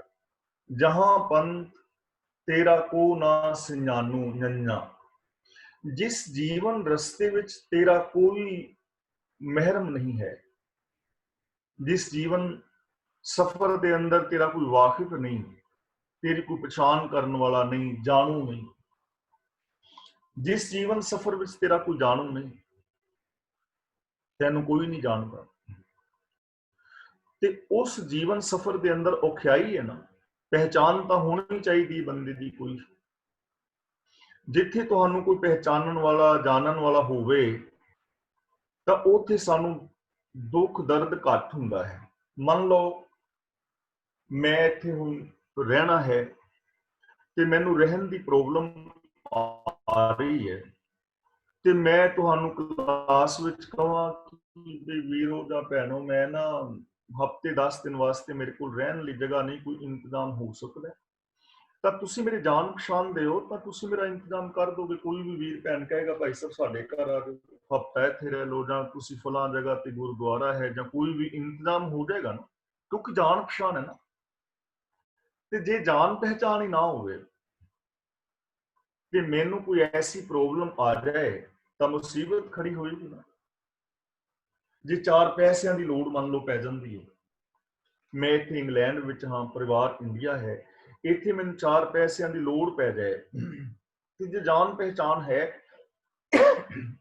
ਤਾਂ ਮੈਂ ਕਿਸੇ ਵੀ ਵੀਰ ਭੈਣ ਤੋਂ ਉਧਾਰ ਲੈ ਸਕਣਾ ਕਿ ਮੈਂ ਇੰਨੇ ਦਿਨ ਬਾਅਦ ਤੁਹਾਨੂੰ ਵਾਪਸ ਕਰ ਦੇਣਾ, ਪ੍ਰੋਬਲਮ ਸੋਲਵ ਹੋ ਗਈ ਨਾ। ਜੇ ਮੈਂ ਬਿਮਾਰ ਹੋ ਜਾਣਾ, ਜੇ ਮੇਰੀ ਜਾਣ ਪਹਿਚਾਣ ਹੈ ਤਾਂ ਫਿਰ ਮੇਰੀ ਕੋਈ ਹੈਲਪ ਕਰ ਸਕਦਾ ਹੈ। ਯਾਨੀ ਜਿੱਥੇ ਜਾਣ ਪਹਿਚਾਣ ਹੈ, ਜਿੱਥੇ ਕੋਈ ਆਪਣਾ ਹੈ, ਉੱਥੇ ਬੰਦੇ ਨੂੰ ਦੁੱਖ ਘੱਟ ਹੁੰਦੇ ਨੇ, ਉਹਨੂੰ ਸਹਾਇਤਾ ਮਿਲ ਜਾਂਦੀ ਹੈ। ਤੇ ਜਿਸ ਸਫ਼ਰ ਦੇ ਅੰਦਰ, ਜਿਸ ਜੀਵਨ ਸਫ਼ਰ ਵਿੱਚ ਕੋਈ ਵਾਕਫ ਹੀ ਨਾ ਹੋਵੇ, ਕੋਈ ਪਛਾਣਨ ਵਾਲਾ ਨਾ ਹੋਵੇ, ਤਾਂ ਪ੍ਰੋਬਲਮ ਆਏਗੀ ਨਾ ਇਕੱਲੇ ਬੰਦੇ ਨੂੰ। ਗੁਰੂ ਪਾਤਸ਼ਾਹ ਜੀ ਕਹਿੰਦੇ ਨੇ ਹਰ ਕਾ ਨਾਮ ਤਹਿ ਨਾਲ ਪਛਾਨੋ। ਉੱਥੇ ਜੋ ਸਿਸਟਮ ਹੈ ਰੱਬ ਦਾ ਹੁਕਮ, ਜੇ ਤੂੰ ਰੱਬੀ ਹੁਕਮ ਅਨੁਸਾਰ ਜ਼ਿੰਦਗੀ ਜੀਵੇਂਗਾ ਤਾਂ ਤੇਰੇ ਨਾਲ ਉਹ ਪਛਾਣਨ ਵਾਲਾ ਹੋਏਗਾ। ਰੱਬ ਦੇ ਜੋ ਗੁਣ ਨੇ, ਗੁਣਾਂ ਦੀ ਪਹਿਚਾਨ ਹੋਣੀ ਚਾਹੀਦੀ ਹੈ ਜ਼ਿੰਦਗੀ ਵਿੱਚ। ਦੇਖੋ ਜੀਵਨ ਦੇ ਅੰਦਰ ਪਛਾਣ ਹੈ ਨਾ, ਕਿਸੇ ਦੀ ਪਛਾਣ ਹੈ ਕਿ ਫਲਾ ਬੰਦਾ ਚੋਰ ਹੈ, ਫਲਾ ਬੰਦਾ ਜੇਬ ਕਤਰਾ ਹੈ, ਝੂਠਾ ਹੈ, ਰਿਸ਼ਵਤਖੋਰ ਹੈ, ਪਾਪੀ ਹੈ, ਅਪਰਾਧੀ ਹੈ, ਫਲਾ ਬੰਦਾ ਬੜਾ ਗੁੱਸੇਖੋਰ ਹੈ, ਫਲਾ ਬੰਦਾ ਬੜਾ ਸ਼ਰਾਬੀ ਹੈ, ਅਫੀਮਚੀ ਹੈ। ਕਿੰਨੀਆਂ ਸਾਰੀਆਂ ਪਛਾਣਾਂ ਬਣਾਈਆਂ ਨੇ ਬੰਦਿਆਂ ਨੇ। ਤੇ ਜੇ ਪਛਾਣ ਹੋਵੇ ਗੁਣਾਂ ਦੀ ਕਿ ਫਲਾ ਬੰਦਾ ਸੱਚਾ ਹੈ, ਉਹਦੇ ਅੰਦਰ ਦਇਆ ਹੈ, ਉਹਦੇ ਅੰਦਰ ਪ੍ਰੇਮ ਹੈ, ਬੜਾ ਹੈਲਪਫੁਲ ਹੈ, ਤਾਂ ਉਹ ਜਿੱਥੇ ਵੀ ਜਾਏਗਾ ਉਹਦੇ ਜਿਹੜੇ ਗੁਣ ਨੇ ਨਾ ਉਹਦੀ ਪਛਾਣ ਹੋਣਗੇ। ਉਹਨੂੰ ਕਿਤੋਂ ਹੀ ਹੈਲਪ ਮਿਲੇਗੀ। ਇੱਕ ਤਾਂ ਸਿਸਟਮ ਨੂੰ ਸਮਝੇਗਾ, ਪ੍ਰਭੂ ਦਾ ਨਾਮ, ਰੱਬ ਦਾ ਹੁਕਮ। ਜਦੋਂ ਸਿਸਟਮ ਨੂੰ ਫੋਲੋ ਕਰੇਗਾ ਨਾ ਤਾਂ ਫਿਰ ਉਹਦੇ ਜੀਵਨ ਦੇ ਅੰਦਰ ਕੋਈ ਦੁੱਖ ਨਹੀਂ ਆਏਗਾ। ਸਿਸਟਮ ਨੂੰ ਫੋਲੋ ਕਰੇਗਾ, ਹੁਕਮ ਨੂੰ ਫੋਲੋ ਕਰੇਗਾ, ਹੁਕਮ ਅਨੁਸਾਰ ਜ਼ਿੰਦਗੀ ਜੀਵੇਗਾ ਤੇ ਉਹਦੀ ਪਹਿਚਾਨ ਹੋਊਗੀ, ਸ਼ੁਭ ਗੁਣ ਉਹਦੀ ਪਹਿਚਾਨ ਹੋਣਗੇ। ਜੇ ਉਹਦੇ ਕੋਲ, ਜਿਵੇਂ ਅਸੀਂ ਹਾਂ ਜੀਵਨ ਦੇ ਅੰਦਰ, ਜੇ ਕੋਈ ਇੰਜੀਨੀਅਰ ਹੈ, ਡਾਕਟਰ ਹੈ, ਵਿਗਿਆਨਿਕ, ਮਨੋਵਿਗਿਆਨਿਕ ਹੈ, ਜੋ ਵੀ ਕਿਸੇ ਦੇ ਕੋਲ ਗੁਣ ਹੈ ਤਾਂ ਉਹਦੀ ਪਹਿਚਾਨ ਹੈ ਨਾ, ਉਸ ਗੁਣ ਦੇ ਪਹਿਚਾਨ ਦੇ ਨਾਲ ਬੰਦਾ ਆਪਣੀ ਜਗ੍ਹਾ ਬਣਾ ਲੈਂਦਾ ਹੈ। ਇਸੇ ਤਰ੍ਹਾਂ ਜਿਵੇਂ ਤੇਰੇ ਕੋਲ ਦੁਨਿਆਵੀ ਗੁਣ ਤੇਰੀ ਪਹਿਚਾਨ ਬਣਦੇ ਨੇ, ਰੱਬੀ ਗੁਣ ਤੇਰੇ ਜੀਵਨ ਦੀ ਪਹਿਚਾਨ ਬਣਨਗੇ। ਰੱਬ ਦਾ ਜੋ ਸਿਸਟਮ ਹੈ, ਹੁਕਮ ਹੈ, ਉਹ ਤੇਰੀ ਜੀਵਨ ਦੀ ਪਹਿਚਾਨ ਬਣੇਗਾ। ਜੇ ਤੂੰ ਰੱਬੀ ਰਜ਼ਾ ਦੇ ਅੰਦਰ ਤੁਰੇਗਾ ਤਾਂ ਉਹ ਤੇਰੀ ਪਹਿਚਾਨ ਬਣੇਗਾ ਕਿ ਇਹ ਬੰਦਾ ਇਨਸਾਨੀਅਤ ਦਾ ਮੁਜੱਸਮਾ ਹੈ, ਔਰ ਤੈਨੂੰ ਇਸ ਜੀਵਨ ਸਫਰ ਦੇ ਅੰਦਰ ਮਾਨ, ਆਦਰ, ਸਤਿਕਾਰ ਮਿਲੇਗਾ। ਤੇਰੀ ਵੱਖਰੀ ਇੱਕ ਪਹਿਚਾਨ ਹੋਏਗੀ। ਜਹ ਮਹਾ ਭਿਆਨ ਤਪਤ ਬਹੁ ਕਾਮ। ਭਿਆਨ ਦਾ ਮਤਲਬ ਭਿਆਨਕ, ਕਾਮ ਦਾ ਮਤਲਬ ਗਰਮੀ, ਤਪਤ ਦਾ ਮਤਲਬ ਤਪਸ਼। ਜਿੱਥੇ ਜ਼ਿੰਦਗੀ ਦੇ ਸਫ਼ਰ ਅੰਦਰ ਵਿਕਾਰਾਂ ਦੀ ਬੜੀ ਭਿਆਨਕ ਤਪਸ਼ ਹੈ, ਗਰਮੀ ਹੈ, ਵਿਕਾਰਾਂ ਦੀ ਤਪਸ਼।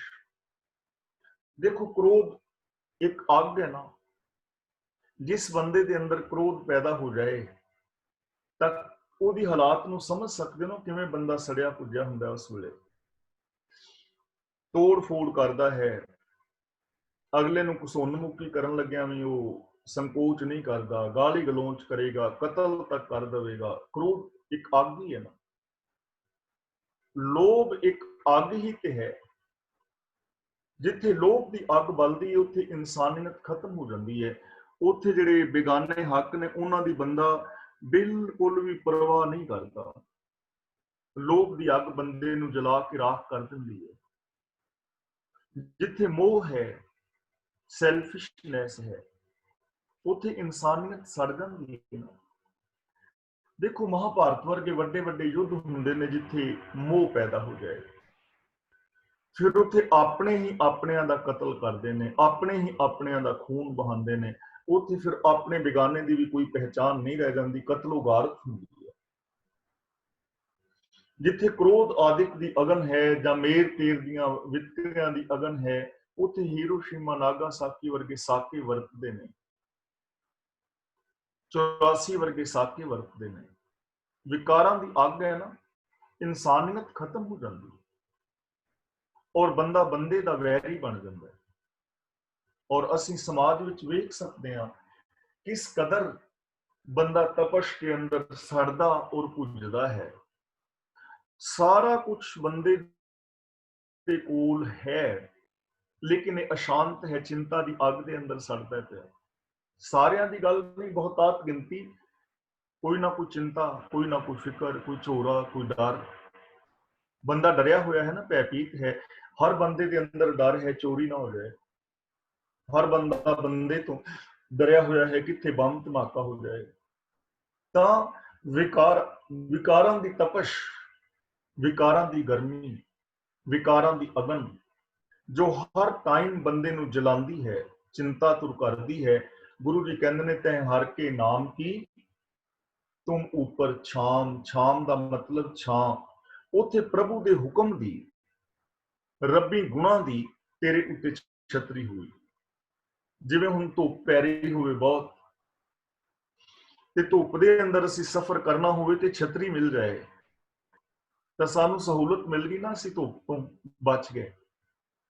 ਧੁੱਪ ਪੈ ਰਹੀ ਹੋਵੇ ਤੇ ਛਾਂ ਆ ਜਾਏ, ਕਿਤੇ ਕੋਈ ਰੁੱਖ ਆ ਜਾਏ, ਦਰਖਤ ਆ ਜਾਏ, ਉਸ ਦਰਖਤ ਦੇ ਥੱਲੇ ਅਸੀਂ ਰੁਕ ਜਾਂਦੇ ਹਾਂ, ਠੰਡੀ ਛਾਂ ਮਿਲਦੀ ਹੈ ਨਾ। ਕੋਈ ਮਕਾਨ ਮਿਲ ਜਾਏ, ਉਸ ਮਕਾਨ ਦੇ ਅੰਦਰ ਬੰਦਾ ਚਲਾ ਜਾਏ। ਤਾਂ ਗੁਰੂ ਜੀ ਕਹਿੰਦੇ ਨੇ, ਜਿਵੇਂ ਆਮ ਧੁੱਪ ਦੇ ਅੰਦਰ ਰੁੱਖ ਦਰਖਤ ਜਾਂ ਕਿਸੇ ਸ਼ੈ ਦੀ ਛਾਂ ਮਿਲ ਜਾਂਦੀ ਹੈ ਤੇ ਬੰਦਾ ਸੁਖੀ ਹੋ ਜਾਂਦਾ ਹੈ, ਇਸੇ ਤਰ੍ਹਾਂ ਜਿੱਥੇ ਤੂੰ ਵਿਕਾਰਾਂ ਦੀ ਅੱਗ ਦੇ ਅੰਦਰ ਤਪ ਰਿਹਾ ਹੋਏਗਾ ਨਾ, ਜਿੱਥੇ ਜੀਵਨ ਦੇ ਅੰਦਰ ਵਿਕਾਰਾਂ ਦੀ ਅੱਗ ਹੈ, ਤਪਸ਼ ਹੈ, ਉੱਥੇ ਰੱਬੀ ਹੁਕਮ ਦੀ ਤੇਰੇ ਉੱਤੇ ਛਤਰੀ ਹੋਏਗੀ, ਛਾਂ ਹੋਏਗੀ, ਤੈਨੂੰ ਠੰਡਕ ਮਿਲੇਗੀ। ਜਿੱਥੇ ਤੂੰ ਝੂਠ ਦੀ ਅੱਗ ਵਿੱਚ ਤਪ ਰਿਹਾ ਹੋਏਗਾ, ਜੇ ਤੂੰ ਸੱਚ ਨੂੰ ਆਪਣੇ ਹਿਰਦੇ ਵਿੱਚ ਵਸਾ ਲਵੇਂ ਤਾਂ ਸੱਚ ਤੈਨੂੰ ਝੂਠ ਤੋਂ ਬਚਾ ਲਵੇਗਾ। ਪ੍ਰੇਮ ਤੈਨੂੰ ਈਰਖਾ ਦੀ ਅੱਗ ਵਿੱਚ ਜਲਨ ਤੋਂ ਬਚਾ ਲਵੇਗਾ। ਦਇਆ ਤੈਨੂੰ ਕੁਦਇਆ ਤੋਂ ਬਚਾ ਲਵੇਗੀ। ਪ੍ਰੇਮ ਤੈਨੂੰ ਕ੍ਰੋਧ ਤੋਂ ਬਚਾ ਲਵੇਗਾ। ਨਿਰਭੈਤਾ ਤੈਨੂੰ ਡਰਾਂ ਤੋਂ ਬਚਾ ਲਵੇਗੀ। ਨਿਰਵੈਰਤਾ ਤੈਨੂੰ ਵੈਰ ਵਿਰੋਧ ਤੋਂ ਬਚਾ ਲਵੇਗੀ। ਨਿਮਰਤਾ ਤੈਨੂੰ ਹੰਕਾਰ ਤੋਂ ਬਚਾ ਲਵੇਗੀ। ਇਹ ਤੇਰੇ ਉੱਤੇ ਛਤਰੀ ਹੋਏਗੀ, ਇਹ ਤੇਰੇ ਉੱਤੇ ਛਾਂ ਕਰਨਗੇ, ਤੈਨੂੰ ਠੰਡਕ ਦੇਣਗੇ ਰੱਬ ਦੇ ਗੁਣ। ਜੇ ਤੂੰ ਰੱਬੀ ਰਜਾ ਦੇ ਅੰਦਰ ਤੁਰੇਗਾ ਤਾਂ ਤੂੰ ਇਹਨਾਂ ਵਿਕਾਰਾਂ ਤੋਂ ਬਚ ਜਾਏਗਾ, ਇਸ ਅਗਨ ਤੋਂ ਬਚ ਜਾਏਗਾ। ਜੇ ਤੂੰ ਵੇ ਆਫ ਲਾਈਫ ਜੋ ਗੁਰਬਾਣੀ ਦੇ ਰਹੀ ਹੈ ਇਹਨੂੰ ਜੀਵੇਂਗਾ। ਜਿਵੇਂ ਮੈਂ ਰੱਬ ਦੇ ਹੁਕਮ ਦੀ ਬੇਨਤੀ ਕਰ ਰਿਹਾ ਨਾ ਆਪ ਨੂੰ, ਕਿ ਜਿਵੇਂ ਗੁਰੂ ਜੀ ਸਾਨੂੰ ਕਹਿੰਦੇ ਨੇ, ਇਹ ਸ਼ਰਵਣੋ ਮੇਰੇ ਹੋ, ਜੇ ਅਸੀਂ ਸੱਚ ਸੁਣੀਏ ਤਾਂ ਜੋ ਸਾਡੇ ਅੰਦਰ ਅੱਗ ਪੈਣੀ ਸੀ, ਗੰਦਗੀ, ਉਹ ਬਚ ਜਾਣਾ, ਬਚ ਜਾਏਗਾ ਨਾ। ਜੇ ਜ਼ਬਾਨ ਤੋਂ ਅਸੀਂ ਮਿੱਠੇ ਪਿਆਰੇ ਬੋਲ ਬੋਲੀਏ ਤਾਂ ਸਾਡੇ ਜੀਵਨ ਵਿੱਚ ਛਾਂ ਹੋਏਗੀ ਨਾ, ਮੀਨਸ ਕਿ ਜ਼ਬਾਨ ਬਚੇਗੀ ਨਾ ਵਿਕਾਰਾਂ ਦੀ ਅੱਗ ਤੋਂ। ਜਹਾਂ ਤ੍ਰਿਖਾ ਮਨ ਤੁਝ ਆਕਰਖ ਹੈ। ਆਕਰਖ ਹੈ ਦਾ ਮਤਲਬ ਖਿੱਚਦੀ ਹੈ, ਘਬਰਾਹਟ ਪਾਉਂਦੀ ਹੈ। ਤੁਝ ਦਾ ਮਤਲਬ ਤੈਨੂੰ, ਤ੍ਰਿਖਾ ਦਾ ਮਤਲਬ ਪਿਆਸ, ਤ੍ਰਿਸ਼ਨਾ। ਜਿੱਥੇ ਮਾਇਆ ਦੀ ਤ੍ਰੇ, ਮਾਇਆ ਦੀ ਤ੍ਰਿਸ਼ਨਾ ਤੈਨੂੰ ਸਦਾ ਖਿੱਚੇਗੀ, ਖਿੱਚ ਪਾਉਂਦੀ ਹੈ। ਮਾਇਆ ਦੀ ਤ੍ਰੇ ਪਰੇਸ਼ਾਨ ਕਰਦੀ ਹੈ, ਤ੍ਰਿਸ਼ਨਾ।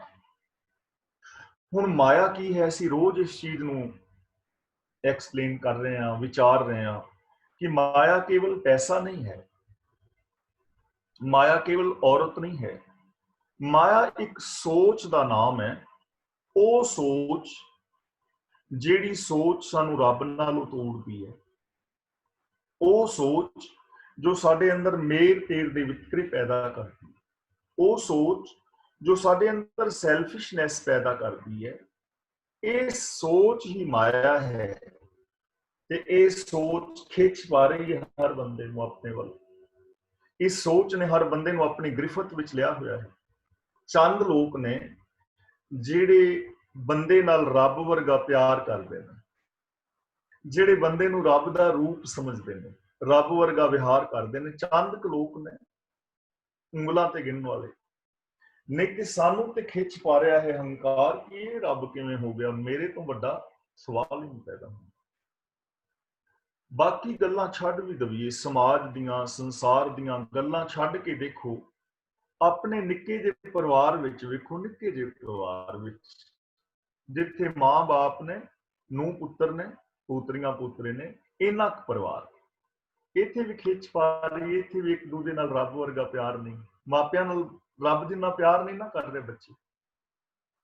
ਖਿੱਚ ਪਾ ਰਿਹਾ ਹੈ ਕਿ ਮੈਂ ਵੱਖਰਾ, ਨੂੰਹ ਨੂੰ ਖਿੱਚ ਪਾ ਰਹੀ ਹੈ ਇਹ ਅੰਦਰ ਦੀ ਸੋਚ ਕਿ ਮੈਂ ਵੱਖਰੀ, ਸੱਸ ਨੂੰ ਖਿੱਚ ਪਾ ਰਹੀ ਹੈ, ਸਹੁਰੇ ਨੂੰ ਖਿੱਚ ਪਾ ਰਹੀ ਹੈ, ਭਰਾਵਾਂ ਨੂੰ, ਰਿਸ਼ਤੇਦਾਰਾਂ ਨੂੰ, ਸੱਜਣਾ ਮਿੱਤਰਾਂ ਨੂੰ ਵਖੇਵੇਂ ਦੀ ਖਿੱਚ ਪਾ ਰਹੀ ਹੈ ਨਾ।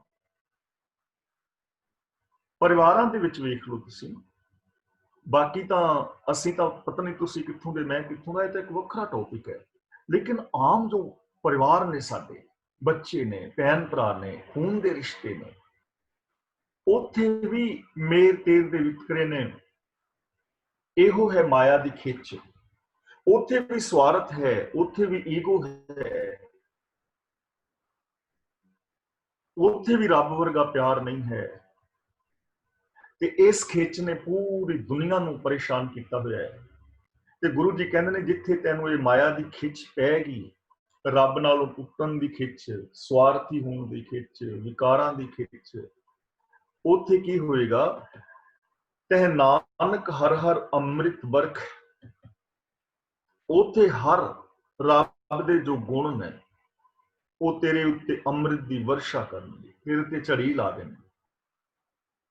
ਉੱਥੇ ਤੈਨੂੰ ਇਤਰੇ ਪਰੇਸ਼ਾਨ ਨਹੀਂ ਕਰੇਗੀ। ਜਿਵੇਂ ਪਿਆਸ ਲੱਗੀ ਹੋਵੇ ਤੇ ਪਿਆਸ ਲੱਗੀ ਹੋਈ ਤੇ ਪਾਣੀ ਮਿਲ ਜਾਏ,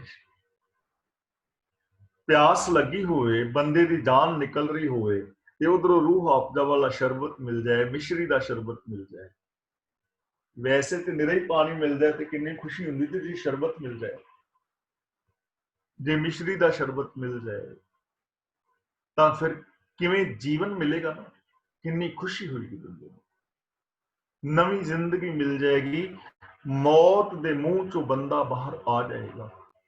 ਤੇ ਗੁਰੂ ਜੀ ਕਹਿੰਦੇ ਨੇ ਜਿੱਥੇ ਆਤਮਿਕ ਮੌਤ ਲਿਆਉਣ ਵਾਲੀ ਇਹ ਤ੍ਰਿਸ਼ਨਾ ਤੈਨੂੰ ਖਿੱਚ ਰਹੀ ਹੋਵੇ ਆਪਣੇ ਵੱਲ, ਮੇਰ ਤੇਰ ਦੇ ਵਿਤਕਰਿਆਂ ਦੇ ਅੰਦਰ ਤੂੰ ਸੜ ਰਿਹਾ ਹੋਵੇ, ਮੇਰ ਤੇਰ ਦੇ ਵਿਤਕਰੇ ਕਰਕੇ ਕਿਤੇ ਤੇਰੇ ਅੰਦਰੋਂ ਇਨਸਾਨੀਅਤ ਮਰਨ ਲੱਗੀ ਹੋਵੇ, ਤੇ ਜੇ ਤੂੰ ਉਦੋਂ ਰੱਬੀ ਗੁਣਾਂ ਨੂੰ ਯਾਦ ਕਰ ਲਵੇਂ, ਜੇ ਤੇਰੇ ਅੰਦਰ ਰੱਬੀ ਗੁਣ ਹੋਣਗੇ ਤਾਂ ਤੇਰੇ ਤੇ ਬਰਸਾਤ ਹੋਏਗੀ, ਤੈਨੂੰ ਇਹ ਪਿਆਸ ਨਹੀਂ ਲੱਗੇਗੀ, ਤੂੰ ਰੱਜਿਆ ਰਹੇਗਾ। तेरे अंदरों आवाज आएगी, सबको मीत हम आपन कीना, हम सबना के साजन, दूर परायो मन का बिरहा, तो मेल कियो मेरे राजन। पेखै सगल सृष्ट साजना। सुखमनी साहब जी की पावन बाणी सानू संदेश दिंदी है कि जिहड़ा रब्बी रजा दे अंदर रहन वाला है, वह सारी सृष्टि नू अपना सज्जन वेखेगा। ਤਾਂ ਜਿੱਥੇ ਸਾਰੀ ਸ੍ਰਿਸ਼ਟੀ ਨੂੰ ਸੱਜਣ ਭਾਵ ਦੇ ਨਾਲ ਵੇਖਣ ਦੀ ਪ੍ਰੇਰਨਾ ਮਿਲ ਰਹੀ ਹੋਵੇ, ਉੱਥੇ ਵਿਕਾਰਾਂ ਦੀ ਖਿੱਚ ਕਿੱਥੇ ਹੋਵੇ, ਬੰਦਾ ਸ਼ਾਂਤ ਹੋ ਜਾਏਗਾ। ਜਿੱਥੇ ਈਰਖਾ ਦਵੇਸ਼ ਤੈਨੂੰ ਖਿੱਚ ਪਾ ਰਹੀ ਹੋਵੇ ਕਿ ਇਸ ਬੰਦੇ ਦਾ ਮੈਂ ਨੁਕਸਾਨ ਕਰਨਾ ਹੈ, ਇਹਦਾ ਨਾਲ ਮੈਂ ਵੈਰ ਕਮਾਣਾ ਹੈ, ਜੇ ਕਿਤੇ ਤੂੰ ਰੱਬੀ ਰਜਾ ਦੇ ਅੰਦਰ ਜੁੜ ਜਾਏਗਾ, ਸਤਸੰਗ ਵਿੱਚ ਤੁਰ ਜਾਏਗਾ, ਰੱਬ ਦੀ ਬਾਣੀ ਨੂੰ, ਗੁਰੂ ਦੀ ਨੂੰ ਯਾਦ ਕਰ ਲਵੇਂਗਾ, ਤਾਂ ਬਿਸਰ ਗਈ ਸਭ ਤਾਤ ਪਰਾਈ, ਜਬ ਤੇ ਸਾਧ ਸੰਗਤ ਮੁਹਿ ਪਾਈ, ਨਾ ਕੋ ਬੈਰੀ, नहीं बिगाना। सगल संग हमको बनाई, तेरी सारिਆਂ ਦੇ ਨਾਲ ਬਾਣ ਆ ਜਾਏਗੀ। ਇਹ ਤੇਰੇ ਉੱਤੇ ਵਰਸ਼ਾ ਹੋਏਗੀ ਸ਼ੁਭ ਗੁਣਾਂ ਦੀ, ਤੈਨੂੰ ਪਿਆਸ ਨਹੀਂ ਸਤਾਏਗੀ, ਤੂੰ ਬਿਲਕੁਲ ਤ੍ਰਿਪਤ ਹੋਏਗਾ। ਗੁਰੂ ਜੀ ਦਾ ਪਾਵਨ ਬਚਨ ਨਾ, ਤ੍ਰਿਸ਼ਨਾ ਬੂਝੈ ਹਰਿ ਕੈ ਨਾਮ, ਮਹਾ ਸੰਤੋਖ ਹੋਵੇ ਗੁਰਬਚਨੀ, ਪ੍ਰਭ ਸਿਉ ਲਾਗੈ ਪੂਰਨ ਧਿਆਨ। ਤੇਰਾ ਪੂਰਨ ਤੌਰ ਤੇ ਧਿਆਨ ਉਹਦੇ ਵਿੱਚ ਹੋਏਗਾ। ਔਰ ਗੁਰੂ ਪਾਤਸ਼ਾਹ ਨੇ ਪਾਵਨ ਬਾਣੀ ਦੇ ਅੰਦਰ ਬਚਨ ਕੀਤਾ ਹੈ ਕਿ ਇਹ ਅੰਮ੍ਰਿਤ ਚਿਮ ਚਿਮ ਵਰਸੇ ਅੰਮ੍ਰਿਤ ਧਾਰਾ, ਮਨ ਪੀਵੇ ਸੁਨ ਸ਼ਬਦ ਵਿਚਾਰਾ। ਇਹ ਆਤਮਿਕ ਜੀਵਨ ਦੇਣ ਵਾਲਾ ਨਾਮ ਜਲ ਹਰ ਥਾਂ ਤੇ ਬਰਸ ਰਿਹਾ ਹੈ, ਸਾਡੇ ਅੰਦਰ ਵਰਸ ਰਿਹਾ ਹੈ, ਪਰ ਇਹਨੂੰ ਪੀਣ ਵਾਸਤੇ ਗੁਰੂ ਦੇ ਸ਼ਬਦ ਦੀ ਲੋੜ ਹੈ। ਜਿਵੇਂ ਖੂਹ ਭਰਿਆ ਹੋਇਆ ਨਾ ਪਾਣੀ ਦਾ, ਹੁਣ ਖੂਹ ਦੇ ਵਿੱਚੋਂ ਪਾਣੀ ਕੱਢ ਕੇ ਅਸੀਂ ਪੀ ਕੇ ਪਿਆਸ ਬੁਝਾ ਸਕਦੇ ਹਾਂ, ਪਰ ਬੁੱਕ ਭਰ ਕੇ ਨਹੀਂ ਪੀਤਾ ਜਾ ਸਕਦਾ, ਗਲਾਸ ਨਾਲ ਨਹੀਂ ਪੀਤਾ ਜਾ ਸਕਦਾ। ਰੱਸੀ ਬਾਲਟੀ ਚਾਹੀਦੀ ਹੈ ਨਾ, ਲੱਜ ਹੋਵੇ ਬਾਲਟੀ ਹੋਵੇ, ਅਸੀਂ ਉਸ ਰੱਸੀ ਬਾਲਟੀ ਦੇ ਨਾਲ ਪਾਣੀ ਬਾਹਰ ਕੱਢ ਕੇ ਪੀ ਸਕਦੇ ਹਾਂ, ਰਹਿਤ ਨਾਲ ਪੀ ਸਕਦੇ ਹਾਂ। ਸਾਧਨ ਚਾਹੀਦਾ ਹੈ। ਗੁਰੂ ਜੀ ਕਹਿੰਦੇ ਨੇ ਹਰ ਇਨਸਾਨ ਦੇ ਅੰਦਰ ਅੰਮ੍ਰਿਤ ਦਾ ਖੂਹ ਭਰਿਆ ਪਿਆ ਹੈ, ਅੰਤਰ ਖੂਹ ਦਾ ਅੰਮ੍ਰਿਤ ਭਰਿਆ, ਆਤਮਿਕ ਜੀਵਨ ਦੇਣ ਵਾਲੇ ਸ਼ੁਭ ਗੁਣਾਂ ਦਾ ਖੂਹ ਭਰਿਆ ਪਿਆ ਹੈ। ਪਰ ਉਹ ਖੂਹ ਦੇ ਵਿੱਚੋਂ ਪੀਣ ਵਾਸਤੇ ਸਾਨੂੰ ਚਾਹੀਦਾ ਹੈ ਕਿ ਸ਼ਬਦੇ ਕਾਢ ਪੀਏ ਪਨਿਹਾਰੀ। ਗੁਰੂ ਦੇ ਸ਼ਬਦ ਰਾਹੀਂ, ਗੁਰੂ ਦੇ ਉਪਦੇਸ਼ ਰਾਹੀਂ, ਗੁਰੂ ਦੇ ਗਿਆਨ ਰਾਹੀਂ ਅਸੀਂ ਉਸ ਅੰਦਰ ਵਸਤੇ ਗੁਣਾ ਰੂਪ ਅੰਮ੍ਰਿਤ ਨੂੰ ਮਾਣ ਸਕਦੇ ਹਾਂ। ਗੁਣ ਸਾਡੇ ਅੰਦਰ ਨੇ, ਹਰ ਇੱਕ ਦੇ ਅੰਦਰ ਨੇ। ਗੁਰੂ ਨੇ ਸਾਨੂੰ ਢੰਗ ਦੱਸਣਾ ਹੈ ਕਿ ਅਸੀਂ ਉਹਨਾਂ ਨੂੰ ਪ੍ਰਯੋਗ ਵਿੱਚ ਲਿਆਉਣਾ ਹੈ, ਵਰਤੋਂ ਵਿੱਚ ਲਿਆਉਣਾ ਹੈ, ਯੂਜ਼ ਕਰਨਾ ਹੈ। ਤਾਂ ਸਾਡੇ ਅੰਦਰ ਅੰਮ੍ਰਿਤ ਭਰਿਆ ਪਿਆ ਹੈ, ਅੰਮ੍ਰਿਤ ਦੀ ਵਰਸ਼ਾ ਹੋ ਸਕਦੀ ਹੈ ਹਰ ਇੱਕ ਦੇ ਹਿਰਦੇ ਤੇ, ਜੇ ਉਹ ਗੁਰੂ ਦੀ ਪਾਵਨ ਬਾਣੀ ਨੂੰ ਫੋਲੋ ਕਰਦਾ ਹੈ। ਤਾਂ ਗੁਰੂ ਜੀ ਕਹਿੰਦੇ ਨੇ, ਜਹਾਂ ਤ੍ਰਿਖਾ ਮਨ ਤੁਧ ਆਕਰ ਖੈ, ਤਹ ਨਾਨਕ ਹਰ ਹਰ ਅੰਮ੍ਰਿਤ ਬਰਖੈ। ਉੱਥੇ ਤੇਰੇ ਉੱਤੇ ਰੱਬੀ ਗੁਣਾਂ ਦੀ ਬਰਸਾਤ ਹੋਏਗੀ, ਤੇਰਾ ਜੀਵਨ ਠੰਡਾ ਠਾਰ ਹੋਏਗਾ, ਤੇਰੇ ਜੀਵਨ ਦੇ ਅੰਦਰ ਸ਼ੁਭ ਗੁਣਾਂ ਦੇ ਫੁੱਲ ਖਿੜਨਗੇ, ਤੇਰੇ ਅੰਦਰ ਚੜ੍ਹਦੀ ਕਲਾ ਪੈਦਾ ਹੋਏਗੀ, ਤੂੰ ਆਤਮਿਕ ਜ਼ਿੰਦਗੀ ਜੀਵੇਂਗਾ, ਤੇਰੇ ਅੰਦਰ ਹਾਸੇ ਖੁਸ਼ੀਆਂ ਖੇੜੇ ਪ੍ਰਸੰਨਤਾ ਆਨੰਦ ਵਿਗਾਸਤਾ ਪੈਦਾ ਹੋ ਜਾਏਗੀ। ਜੀਵਨ ਸਫਰ ਦੇ ਅੰਦਰ ਤੈਨੂੰ ਸੁਖ ਔਰ ਸ਼ਾਂਤੀ ਮਿਲੇਗੀ। ਅਗਲੇ ਬਚਨ ਗੁਰਦੇਵ ਪਾਤਸ਼ਾਹ ਜੀ ਕਰਦੇ ਨੇ, ਭਗਤ ਜਨਾ ਕੀ ਬਰਤਨ ਨਾਮ। ਜੋ ਪ੍ਰਭੂ ਦੇ ਭਗਤ ਨੇ ਨਾ, ਉਹ ਇਸ ਨਾਮ ਦੀ ਵਰਤੋਂ ਕਰਦੇ ਨੇ। ਨਾਮ ਦਾ ਮਤਲਬ ਹੁਕਮ, ਨਾਮ ਦਾ ਮਤਲਬ ਰੱਬ ਦੇ ਗੁਣ। ਉਹ ਹੁਕਮ ਦੀ ਵਰਤੋਂ ਕਰਦੇ ਨੇ, ਮੀਨਸ ਹੁਕਮ ਦੇ ਅੰਦਰ ਤੁਰਦੇ ਨੇ, ਉਹਨਾਂ ਦੀ ਰੋਜ਼ ਦੀ ਵਰਤੋਂ ਹੈ ਇਹ। ਸੰਤ ਜਨਾ ਕੈ ਮਨ ਵਿਸਰਾਮ, ਜਿਨ੍ਹਾਂ ਨੂੰ ਪਿੱਛੇ ਭਗਤ ਜਨ ਕਹਿ ਰਹੇ ਨੇ, ਇਹਨਾਂ ਨੂੰ ਸੰਤ ਜਨ ਕਹਿ ਰਹੇ ਨੇ, ਗੁਰਮੁਖ ਰੱਬ ਦੇ ਪਿਆਰੇ। ਉਹਨਾਂ ਦੇ ਮਨ ਦੇ ਅੰਦਰ ਇਹਦਾ ਵਿਸ਼ਰਾਮ ਹੈ, ਹੁਕਮ ਦਾ, ਗੁਣਾਂ ਦਾ। ਉਹਨਾਂ ਨੇ ਆਪਣੇ ਮਨ ਦੇ ਅੰਦਰ ਰੱਬੀ ਹੁਕਮ ਨੂੰ ਵਸਾਇਆ ਹੋਇਆ ਹੈ। ਆਪਣੀ ਸੋਚ, ਆਪਣੀ ਮੈਂਟੈਲਿਟੀ ਵਿੱਚ ਇਹ ਵਿਚਾਰ ਪੱਕਾ ਕੀਤਾ ਹੈ ਕਿ ਮੈਂ ਰੱਬੀ ਹੁਕਮ ਦੇ ਅੰਦਰ ਜੀਣਾ ਹੈ। ਰੱਬੀ ਗੁਣ ਉਹਨਾਂ ਦੇ ਮਨ ਵਿੱਚ ਵਸਦੇ ਨੇ। ਹਰ ਕਾ ਨਾਮ ਦਾਸ ਕੀ ਓਟ, ਪਹਿਲੋਂ ਭਗਤ ਕਿਹਾ ਹੈ, ਫਿਰ ਸੰਤ ਸ਼ਬਦ ਵਰਤਿਆ ਹੈ, ਹੁਣ ਦਾਸ ਸ਼ਬਦ ਵਰਤਦੇ ਨੇ। ਇਹਨਾਂ ਸਾਰਿਆਂ ਦਾ ਇੱਕੋ ਹੀ ਮੀਨਿੰਗ ਹੈ, ਦਾਸ, ਰੱਬ ਦੇ ਪਿਆਰੇ। ਤਾਂ ਜੋ ਪ੍ਰਭੂ ਦੇ ਦਾਸ ਨੇ, ਪ੍ਰਭੂ ਦਾ ਨਾਮ, ਰੱਬ ਦਾ ਹੁਕਮ ਹੀ ਉਹਨਾਂ ਦਾ ਆਸਰਾ ਹੈ। ਉਹ ਹੁਕਮ ਦੇ ਆਸਰੇ ਚੱਲ ਰਹੇ ਨੇ, ਹੁਕਮ ਵਿੱਚ ਚੱਲ ਰਹੇ ਨੇ। ਉਹ ਕਾਮ ਕ੍ਰੋਧ ਨੂੰ ਆਪਣਾ ਆਸਰਾ ਨਹੀਂ ਬਣਾਉਂਦੇ, ਉਹ ਸਤ ਸੰਤੋਖ ਨੂੰ ਆਪਣਾ ਆਸਰਾ ਬਣਾਉਂਦੇ ਨੇ।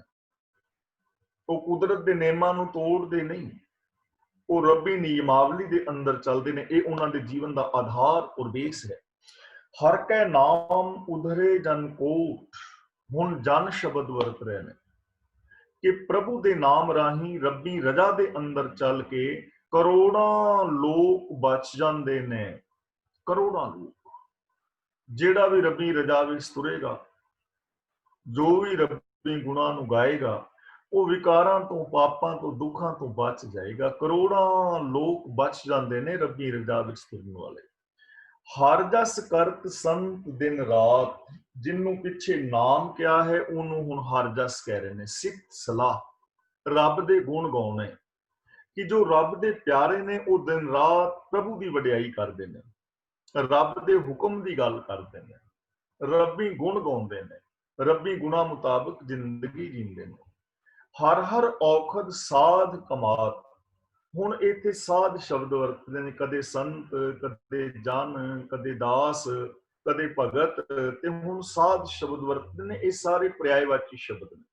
ਹਰ ਹਰ ਔਖਦ ਸਾਧ ਕਮਾਤ, ਔਖਦ ਦਾ ਮਤਲਬ ਦਵਾਈ। ਜੋ ਰੱਬ ਦੇ ਪਿਆਰੇ ਨੇ ਇਸ ਦਵਾਈ ਨੂੰ ਕਮਾਉਂਦੇ ਨੇ, ਯਾਨੀ ਹਾਸਲ ਕਰਦੇ ਨੇ, ਜਿਹਦੇ ਨਾਲ ਹੋਮੇ ਦਾ ਰੋਗ ਦੂਰ ਹੁੰਦਾ ਹੈ। ਜੋ ਪ੍ਰਭੂ ਦੇ ਪਿਆਰੇ ਨੇ ਇਸ ਨਾਮ ਰੂਪ ਦਵਾਈ ਨੂੰ, ਹੁਕਮ ਰੂਪ ਦਵਾਈ ਦੀ ਵਰਤੋਂ ਕਰਦੇ ਨੇ, ਗੁਣਾਂ ਦੀ ਵਰਤੋਂ ਕਰਦੇ ਨੇ। ਹਰ ਜਨ ਕਹਿ ਹਰ ਨਾਮ ਨਿਧਾਨ, ਨਿਧਾਨ ਦਾ ਮਤਲਬ ਖਜ਼ਾਨਾ। ਜੋ ਪ੍ਰਭੂ ਦੇ ਪਿਆਰੇ ਦਾਸ ਨੇ ਉਹਨਾਂ ਦੇ ਕੋਲ ਪ੍ਰਭੂ ਨਾਮ ਦਾ ਖਜ਼ਾਨਾ ਹੈ, ਤੇ ਖਜ਼ਾਨਾ ਕਾਹਦਾ ਹੈ? ਗੁਣਾਂ ਦਾ। ਸਤ ਸੰਤੋਖ ਦੇ ਭੰਡਾਰੇ ਭਰੇ ਪਏ ਨੇ। ਉਹਨਾਂ ਦੀ ਮੈਂਟੈਲਿਟੀ, ਮਾਨਸਿਕਤਾ ਦੇ ਅੰਦਰ ਸ਼ੁਭ ਗੁਣਾਂ ਦੇ ਖਜ਼ਾਨੇ ਭਰੇ ਪਏ ਨੇ। ਉਹਨਾਂ ਦੇ ਅੰਦਰ ਕੋਈ ਔਗਣ ਔਰ ਵਿਕਾਰ ਨਹੀਂ ਹੈ। ਪਾਰ ਬ੍ਰਹਮ ਜਨ ਕੀਨੋ ਦਾਨ, ਪ੍ਰਭੂ ਨੇ ਆਪ ਆਪਣੇ ਸੇਵਕਾਂ ਨੂੰ ਦਾਨ ਕੀਤਾ ਹੈ, ਯਾਨੀ ਬਖਸ਼ਿਸ਼ ਕੀਤੀ ਹੈ। ਇਹ ਦਾਨ ਦਿੱਤਾ ਹੈ, ਦਾਤ ਦਿੱਤੀ ਹੈ। ਤੇ ਦਾਤ ਕਿਹਨੂੰ ਮਿਲੇਗੀ? ਜਿਹਨੂੰ ਜਿਹੜੀ ਦਾਤ ਪਸੰਦ ਹੈ। ਦਾਤੈ ਦਾਤ ਰੱਖੀ ਹੱਥ ਆਪਣੇ, ਜਿਸ ਭਾਵੈ ਤਿਸ ਦੇਈ। ਜਿਸ ਨੂੰ ਦਾਤੇ ਦੀ ਦਾਤ ਚੰਗੀ ਲੱਗਦੀ ਹੈ, ਦਾਤਾ ਉਹਨੂੰ ਦਾਤ ਦੇ ਦਿੰਦਾ ਹੈ। ਜਿਸ ਨੂੰ ਦਾਤ ਚੰਗੀ ਲੱਗਦੀ, ਜਿਹਨੂੰ ਸੱਚ ਚੰਗਾ ਲੱਗਦਾ ਹੈ, ਪ੍ਰੇਮ ਚੰਗਾ ਲੱਗਦਾ ਹੈ, ਦਾਤਾ ਉਹਨੂੰ ਦਾਤ ਦਿੰਦਾ ਹੈ। ਤਾਂ ਪਾਰ ਬ੍ਰਹਮ ਨੇ ਇਹ ਦਾਤ ਆਪਣੇ ਪਿਆਰਿਆਂ ਨੂੰ ਬਖਸ਼ੀ ਹੈ। ਮਨ ਤਨ ਰੰਗ ਰਤੇ ਰੰਗ ਏਕੈ, ਜਿਹੜੇ ਰੱਬ ਦੇ ਪਿਆਰੇ ਨੇ ਤਨੋ ਮਨੋ ਪ੍ਰਭੂ ਦੇ ਗੁਣਾਂ ਦੇ ਅੰਦਰ, ਪ੍ਰਭੂ ਦੇ ਪਿਆਰ ਦੇ ਅੰਦਰ ਉਹ ਰੰਗੇ ਹੋਏ ਨੇ। ਉਹਨਾਂ ਦੀ ਜ਼ਿੰਦਗੀ ਦੇ ਅੰਦਰ ਆ ਤੀਰਥ ਤੇ ਇਸ਼ਨਾਨ ਤੇ ਜਪ ਤਪ ਸੰਜਮ, ਇਹਨਾਂ ਵਾਸਤੇ ਕੋਈ ਪ੍ਰੀਤ ਨਹੀਂ ਹੈ। ਉਹ ਰੱਬੀ ਗੁਣਾਂ ਦੇ ਪਿਆਰ ਦੇ ਨਾਲ ਰੰਗੇ ਪਏ ਨੇ। ਉਹਨਾਂ ਦੇ ਮਨ ਦੇ ਅੰਦਰ ਰੱਬ ਵਾਸਤੇ ਪਿਆਰ ਹੈ। ਉਹ ਰੱਬ ਦੀ ਮਨੁੱਖਤਾ ਦੇ ਨਾਲ ਪਿਆਰ ਕਰਦੇ ਨੇ। ਨਾਨਕ ਜਨ ਕੈ ਬਿਰਤ ਵਿਵੇਕੈ, ਬਿਰਤ ਦਾ ਮਤਲਬ ਬਿਰਤੀ, ਸੁਭਾਅ। ਵਿਵੇਕੇ ਦਾ ਮਤਲਬ ਪਰਖ ਵਿਚਾਰ। ਬਿਰਤ ਵਿਵੇਕੇ ਦਾ ਮਤਲਬ ਚੰਗੇ ਮੰਦੇ ਦੀ ਪਰਖ ਦਾ ਸੁਭਾਅ। ਤਾਂ ਜਿਹੜੇ ਰੱਬ ਦੇ ਪਿਆਰੇ ਨੇ ਉਹਨਾਂ ਦੇ ਅੰਦਰ ਚੰਗੇ ਮੰਦੇ ਦੀ ਪਰਖ ਕਰਨ ਵਾਲਾ ਸੁਭਾਅ ਬਣ ਜਾਂਦਾ ਹੈ। ਬਿਰਤ ਵਿਵੇਕੇ ਦਾ ਮਤਲਬ ਚੰਗੇ ਮੰਦੇ ਦੀ ਪਛਾਣ ਕਰਨੀ, ਕਿ ਕੀ ਚੰਗਾ ਹੈ, ਕੀ ਮੰਦਾ ਹੈ, ਕੀ ਪੁੰਨ ਹੈ, ਕੀ ਪਾਪ ਹੈ, ਕੀ ਧਰਮ ਹੈ, ਕੀ ਅਧਰਮ ਹੈ। ਜਦੋਂ ਅਸੀਂ ਰੱਬੀ ਰਜ਼ਾ ਵਿੱਚ ਤੁਰਦੇ ਹਾਂ ਨਾ, ਗੁਰੂ ਦੀ ਪਾਵਨ ਬਾਣੀ ਨੂੰ ਪੜ੍ਹਦੇ ਹਾਂ, ਸੁਣਦੇ ਹਾਂ, ਵਿਚਾਰਦੇ ਹਾਂ, ਸਮਝਦੇ ਹਾਂ, ਜ਼ਿੰਦਗੀ ਜੀਂਦੇ ਹਾਂ, ਤਾਂ ਸਾਡੇ ਅੰਦਰ ਕਾਮਨ ਸੈਂਸ ਪੈਦਾ ਹੋ ਜਾਂਦੀ ਹੈ, ਵਿਵੇਕ ਬੁੱਧ ਪੈਦਾ ਹੋ ਜਾਂਦੀ ਹੈ। ਸਮਝ ਲੱਗ ਜਾਂਦੀ ਹੈ ਕਿ ਇਹ ਠੀਕ ਹੈ, ਇਹ ਗਲਤ ਹੈ। ਤੇ ਜਦੋਂ ਠੀਕ ਔਰ ਗਲਤ ਦੀ ਸਮਝ ਲੱਗ ਜਾਏ, ਬੰਦਾ ਗਲਤ ਨੂੰ ਛੱਡ ਦਿੰਦਾ ਹੈ ਔਰ ਠੀਕ ਨੂੰ ਅਪਣਾ ਲੈਂਦਾ ਹੈ। ਇਸ ਤਰ੍ਹਾਂ ਉਹਦੀ ਜ਼ਿੰਦਗੀ ਸੁਖੀ ਔਰ ਸ਼ਾਂਤ ਹੋ ਜਾਂਦੀ ਹੈ। ਤਾਂ ਅੱਜ ਅਸੀਂ ਜੋ 3 ਪਦਿਆਂ ਦੀ ਵਿਚਾਰ ਕੀਤੀ ਹੈ, ਇਹਦੇ ਅੰਦਰ ਜੇ ਕਿਸੇ ਵੀਰ ਭੈਣ ਨੇ ਕੋਈ ਸਵਾਲ ਕਰਨਾ ਹੋਵੇ ਤਾਂ ਉਹ ਬੜੇ ਪ੍ਰੇਮ ਦੇ ਨਾਲ ਸਵਾਲ ਕਰ ਸਕਦਾ ਹੈ। ਔਰ ਜੇ ਕੋਈ ਆਪਣੇ ਵਿਚਾਰ ਦੇਣਾ ਚਾਹੁੰਦਾ ਹੈ ਤਾਂ ਉਹ ਆਪਣੇ ਵਿਚਾਰ ਵੀ ਦੇ ਸਕਦਾ ਹੈ। ਵੀਰ ਤਰਲੋਚਨ ਸਿੰਘ ਜੀ ਅਨਮਿਊਟ ਹੋ ਗਏ ਨੇ, ਤੇ ਮੈਂ ਕੇਵਲ 1 ਮਿੰਟ ਦੇ ਵਿੱਚ ਆ ਰਿਹਾ, ਬਸ 1 ਮਿੰਟ ਵਿੱਚ ਆ ਗਏ ਤੇ ਤੁਸੀਂ ਗੱਲਬਾਤ ਕਰੋ। ਠੀਕ ਹੈ ਜੀ ਗਿਆਨੀ ਜੀ, ਧੰਨਵਾਦ ਜੀ ਗਿਆਨੀ ਜੀ ਦਾ ਬਹੁਤ ਬਹੁਤ। ਤੇ ਅੱਜ ਦੀ ਵਿਆਖਿਆ ਆਪ ਜੀ ਨੇ ਸੁਣ ਲਿਆ, 3 ਪਦਿਆਂ ਦੀ ਵਿਆਖਿਆ ਕੀਤੀ ਹੈ ਜੀ। ਤੇ ਇਹਦੇ ਵਿੱਚੋਂ ਜੇ ਕਿਸੇ ਨੇ ਕੁਛ ਵੀ ਸਵਾਲ ਪੁੱਛਣਾ ਹੋਵੇ ਤਾਂ ਤੁਸੀਂ ਅਨਮਿਊਟ ਹੋ ਜਾਓ, ਤੇ ਜਦ ਤੱਕ ਗਿਆਨੀ ਜੀ ਮੁੜ ਕੇ ਆਉਂਦੇ ਆ ਤਾਂ ਆਪਾਂ ਉਹਨਾਂ ਦੇ ਵੇਟ ਕਰ ਲਈਏ। ਤੇ ਜਦੋਂ ਆਉਂਦੇ ਆ ਤਾਂ ਤੁਸੀਂ ਆਪਣਾ ਸਵਾਲ ਰੱਖ ਸਕਦੇ ਆ ਜੀ, ਜਾਂ ਆਪਣੇ ਵਿਚਾਰ ਕੋਈ ਦੇਣੇ ਹੋਵੇ ਤੁਸੀਂ ਰੱਖ ਸਕਦੇ ਆ। ਤੇ ਹਾਂਜੀ,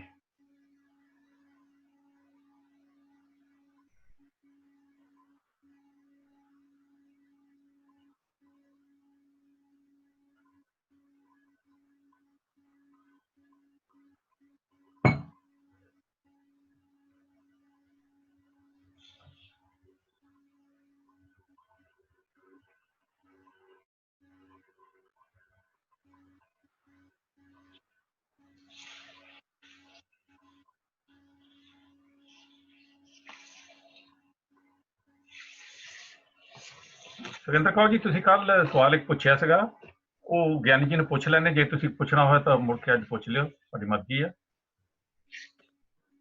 ਸੁਰਿੰਦਰ ਕੌਰ 2 ਤੁਸੀਂ ਅਨਮਿਊਟ ਹੋ ਗਏ, ਮੁੜ ਕੇ ਮਿਊਟ ਹੋਈ ਜਾਂਦੇ ਤੁਸੀਂ। ਸੌਰੀ ਮੈਨੂੰ 1-2 ਮਿੰਟ ਵਾਸਤੇ ਜਾਣਾ।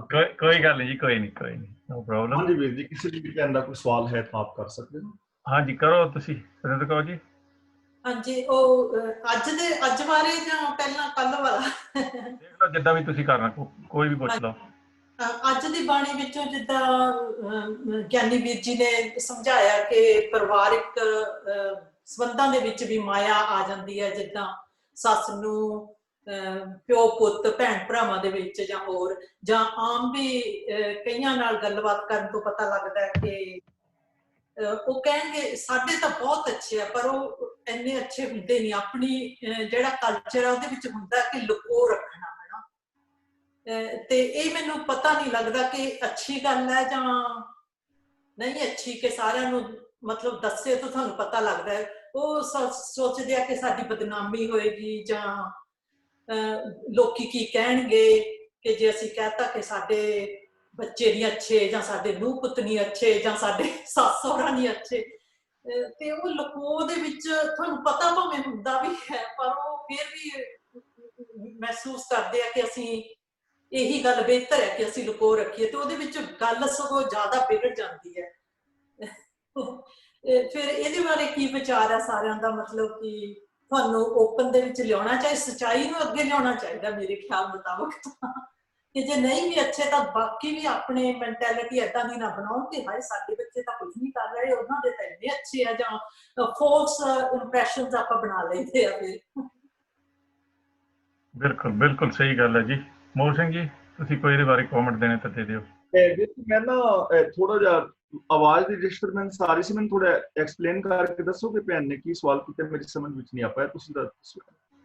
ਆਪਣੇ ਘਰਾਂ ਦੇ ਵਿੱਚ ਜਿਹੜੀ ਲੁਕ ਲੁਕੋ ਵਾਲੀ ਗੱਲ ਹੁੰਦੀ ਹੈ ਨਾ ਜੀ, ਮਤਲਬ ਕੋਈ ਸੱਚਾਈ ਦੇ ਆਧਾਰ ਤੇ ਕੋਈ ਗੱਲ ਨਹੀਂ ਕਰਦੇ। ਜੇ ਆਪਣੇ ਬੱਚਿਆਂ 'ਚ ਕੋਈ ਪ੍ਰੋਬਲਮ ਹੋਵੇ, ਨੁਕਸ ਹੋਵੇ, ਜਿਹਦਾ ਮਤਲਬ ਆਪਣਾ ਜਿੱਦਾਂ ਕਹਿੰਦੇ ਹੁੰਦੇ ਆ ਨਾ ਵੀ ਕਿਸੇ ਨੂੰ ਪਤਾ ਨਾ ਲੱਗ ਜਾਵੇ ਵੀ ਸਾਡੇ ਬੱਚਿਆਂ ਦੇ ਵੀ ਨੁਕਸ ਹੋ ਸਕਦਾ ਕੋਈ, ਤੇ ਉਹ ਇੱਦਾਂ ਪ੍ਰਟੈਂਡ ਕਰਦੇ ਆ ਵੀ ਹਾਂ ਸਭ ਠੀਕ ਠਾਕ ਹੈ ਜੀ, ਸਾਡੇ ਘਰ ਦੇ ਵਿੱਚ ਅਸੀਂ ਮਾਂ ਪਿਓ ਵੀ ਠੀਕ ਆ, ਸੱਸ ਸਹੁਰੇ ਵੀ ਠੀਕ ਆ, ਤੇ ਸਾਡੇ ਨਿਆਣੇ ਵੀ ਠੀਕ ਠਾਕ ਹੈ। ਜਾਨੀ ਪਿਕਚਰ ਕੁਛ ਹੋਰ ਹੁੰਦੀ ਹੈ, ਅਸਲੀਅਤ ਕੁਛ ਹੋਰ ਹੁੰਦੀ ਹੈ, ਇੱਦਾਂ ਕੁਛ ਇਸ ਹਿਸਾਬ ਨਾਲ ਮੇਰਾ ਖਿਆਲ ਉਹਨਾਂ ਨੇ ਕਿਹਾ ਇੱਦਾਂ ਹੀ ਆ ਜੀ। ਉਹਦੇ ਵਾਸਤੇ ਨਾ 2 ਗੱਲਾਂ ਨੇ ਭੈਣ। ਇੱਕ ਤਾਂ ਵੈਸੇ ਸਾਨੂੰ ਸੱਚਾਈ ਬਿਆਨ ਕਰਨੀ ਚਾਹੀਦੀ ਹੈ, ਲੇਕਿਨ ਉਹਦੇ ਕੋਲ ਕਰਨੀ ਚਾਹੀਦੀ ਜੋ ਇਸ ਚੀਜ਼ ਨੂੰ ਠੀਕ ਢੰਗ ਦੇ ਨਾਲ ਸਾਈਕੋਲੋਜੀਕਲੀ ਸਮਝ ਸਕਦਾ ਹੋਵੇ, ਔਰ ਜਿਹੜਾ ਸਾਨੂੰ ਸਹੀ ਰਾਏ ਦੇ ਸਕਦਾ ਹੋਵੇ। ਕਿਉਂਕਿ ਬਹੁਤ ਸਾਰੇ ਲੋਕ ਨੇ, ਜੇ ਉਹਨਾਂ ਦੇ ਸਾਹਮਣੇ ਅਸੀਂ ਇਹੋ ਜਿਹੀਆਂ ਚੀਜ਼ਾਂ ਕਹਿੰਦੇ ਵੀ ਹਾਂ ਤੇ ਉਹ ਕਈ ਵਾਰ ਸਾਡਾ ਮਜ਼ਾਕ ਬਣਾਉਂਦੇ ਨੇ ਜਾਂ ਉਸ ਚੀਜ਼ ਨੂੰ ਗਲਤ ਢੰਗ ਦੇ ਨਾਲ ਲੈਂਦੇ ਨੇ। ਤਾਂ ਸਾਨੂੰ ਇਹੋ ਜਿਹਾ ਇੱਕ ਮਾਹੌਲ ਪੈਦਾ ਕਰਨਾ ਚਾਹੀਦਾ ਹੈ ਕਿ ਜਿੱਥੇ ਮੈਂ ਤੁਹਾਡੇ ਨਾਲ ਤੇ ਤੁਸੀਂ ਮੇਰੇ ਨਾਲ ਆਪਣੇ ਇਹਨਾਂ ਚੀਜ਼ਾਂ ਦੀ ਸਾਂਝ ਪਾ ਸਕੀਏ, ਔਰ ਅਸੀਂ ਇੱਕ ਦੂਜੇ ਦੀ ਪ੍ਰੋਬਲਮਸ ਨੂੰ ਸੋਲਵ ਕਰ ਸਕੀਏ। ਤੇ ਇਹਨਾਂ ਵਾਸਤੇ ਇੱਕ ਵੱਖਰੀ ਕਲਾਸ ਦੀ ਜਾਂ ਇੱਕ ਵੱਖਰੇ ਸੈਮੀਨਾਰ ਦੀ ਵੈਸੇ ਜ਼ਰੂਰਤ ਹੈਗੀ, ਕਿਉਂਕਿ ਲੰਬੇ ਚੌੜੇ ਸਵਾਲ ਇਹਦੇ ਵਿੱਚ ਹੋਰ ਨਿਕਲ ਜਾਂਦੇ ਨੇ। ਤੇ ਕਈ ਵਾਰ ਐਸਾ ਹੁੰਦਾ ਕਿ ਅਸੀਂ ਹਰ ਇੱਕ ਦੇ ਅੱਗੇ ਬੋਲ ਕੇ ਤੇ ਗੜਬੜ ਕਰ ਬੈਂਦੇ ਹਾਂ। ਵੈਸੇ ਸਾਨੂੰ ਸੱਚ ਬੋਲਣ ਦਾ ਟਰਾਈ ਕਰਨੀ ਚਾਹੀਦੀ ਹੈ, ਔਰ ਜੇ ਅਸੀਂ ਆਪਣੇ ਘਰਾਂ ਦੇ ਵਿੱਚ ਬੈਠ ਕੇ ਇੱਕ ਗੋਲ ਬਣਾਈਏ ਬੱਚਿਆਂ ਦੇ ਨਾਲ ਬਹਿ ਕੇ, ਪਤੀ ਪਤਨੀ ਸੱਸ ਸਹੁਰਾ, ਕਿ ਅਸੀਂ ਸੱਚ ਨੂੰ ਬੇਸ ਬਣਾ ਕੇ ਜ਼ਿੰਦਗੀ ਜੀਣੀ ਹੈ, ਤਾਂ ਫਿਰ ਇਹ ਬਹੁਤ ਸਾਰੀਆਂ ਪ੍ਰੋਬਲਮਸ ਸੋਲਵ ਜਿਹੜੀਆਂ ਨੇ ਸਾਡੀਆਂ ਹੋ ਸਕਦੀਆਂ ਨੇ। ਲੇਕਿਨ ਸੱਚ ਜਾਂ ਝੂਠ ਵੀ ਸਾਨੂੰ ਉਸ ਬੰਦੇ ਦੇ ਅੱਗੇ ਬੋਲਣਾ ਚਾਹੀਦਾ ਗੱਲਬਾਤ, ਜਿਹਦਾ IQ ਠੀਕ ਹੈ, ਜੋ ਸਾਨੂੰ ਸਹੀ ਗਾਈਡ ਕਰ ਸਕੇ। ਮੇਰੇ ਵਿਚਾਰ ਹੈ। ਤੁਸੀਂ ਕੀ ਸੋਚਦੇ ਹੋ? ਦੇਖੋ ਜੀ, ਇੱਦਾਂ ਹੀ ਹੈ ਜੀ, ਬਿਲਕੁਲ ਸਹੀ ਗੱਲ ਹੈ ਜੀ ਤੁਹਾਡੀ। ਪਰ ਆਪਣੀ ਸੁਸਾਇਟੀ ਦੇ ਵਿੱਚ ਜਿਹੜੀਆਂ ਗੱਲਾਂ ਜਿੱਦਾਂ ਅੱਜ ਕੱਲ੍ਹ ਚੱਲ ਰਹੀਆਂ ਜਾਂ ਹਮੇਸ਼ਾ ਚੱਲਦੀਆਂ ਆਈਆਂ, ਉਹ ਇਹੀ ਹੈ ਵੀ ਦੱਸੋ ਕੁਛ ਹੋਰ, ਹੁੰਦਾ ਕੁਛ ਹੋਰ ਆ, ਤੇ ਉਹਦੇ ਵਿੱਚ ਇੱਦਾਂ ਮੰਨਦੇ ਆ ਕਿ ਇਹੀ ਸ਼ੋਭਾ ਆ, ਇਹੀ ਐਕਚੁਅਲੀ ਕੋਈ ਸੁਣਨਾ ਵੀ ਇਹੀ ਚਾਹੁੰਦਾ ਆ ਵੀ, ਤੇ ਦੱਸਣਾ ਵੀ ਲੋਕੀ ਇਹੀ ਚਾਹੁੰਦੇ ਵੀ ਸਾਡੇ ਇੱਧਰ ਕੋਈ ਨੁਕਸ ਨਹੀਂ।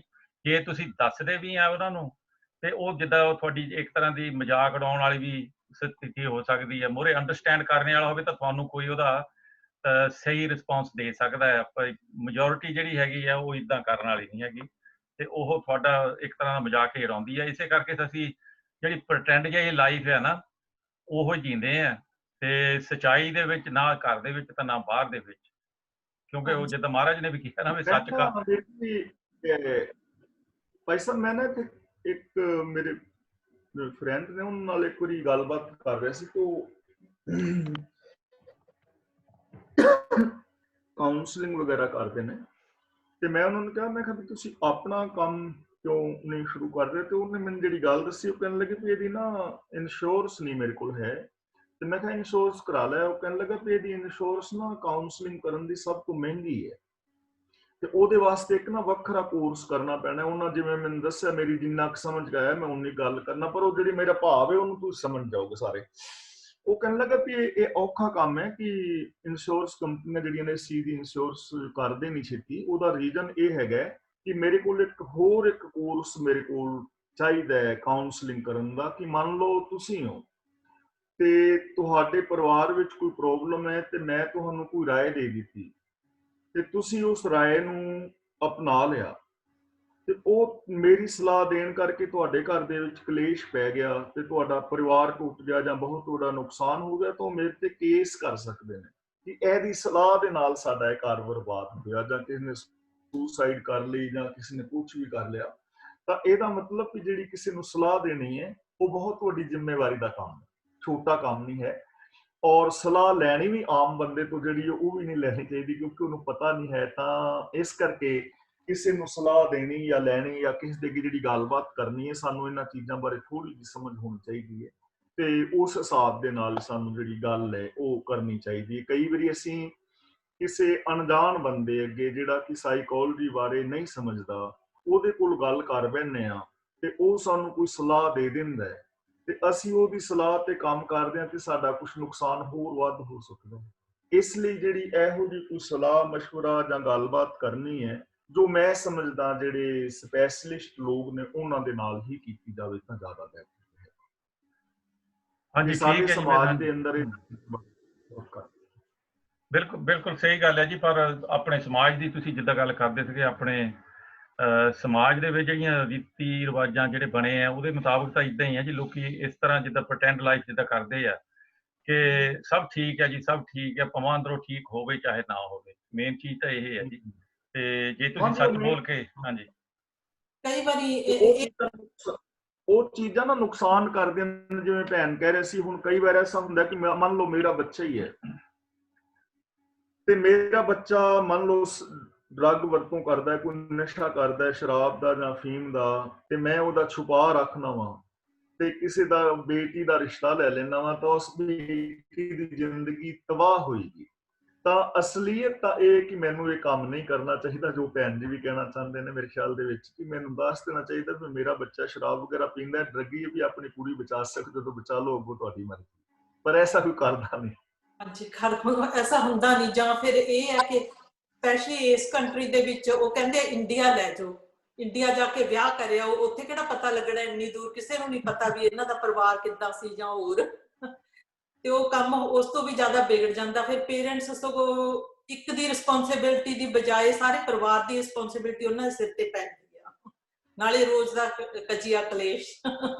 ਹਾਂਜੀ, ਸਾਨੂੰ ਇਹਨੂੰ ਬਿਲਕੁਲ ਸਹੀ ਤੁਸੀਂ ਕਹਿ ਰਹੇ ਹੋ ਕਿ ਸਾਨੂੰ ਸੱਚ ਬਿਆਨ ਕਰਨਾ ਚਾਹੀਦਾ ਜਿੱਥੇ ਇਹੋ ਜਿਹੀ ਕੋਈ ਪ੍ਰੋਬਲਮ ਹੈ। ਮੰਨ ਲਓ ਹੁਣ ਮੈਂ ਆਪਣੇ ਬੇਟੇ ਵਾਸਤੇ ਝੂਠ ਬੋਲ ਕੇ ਰਿਸ਼ਤਾ ਲੈ ਲੈਣਾ ਵਾ, ਤਾਂ ਉਹ ਜ਼ਿੰਦਗੀ ਕੁੜੀ ਦੀ ਤਬਾਹ ਹੁੰਦੀ ਹੈ। ਤੇ ਲੇਕਿਨ ਜੇ ਇਹੀ ਕੰਮ ਕੋਈ ਮੇਰੇ ਨਾਲ ਕਰੇ ਕਿ ਮੇਰੀ ਬੇਟੀ ਦਾ ਰਿਸ਼ਤਾ ਕੋਈ ਝੂਠ ਬੋਲ ਕੇ ਕਿਸੇ ਡਰੱਗੀ ਵੱਲ ਕਰਾ ਦੇਵੇ, ਤਾਂ ਮੈਨੂੰ ਕਿੰਨੀ ਤਕਲੀਫ ਹੋਏਗੀ।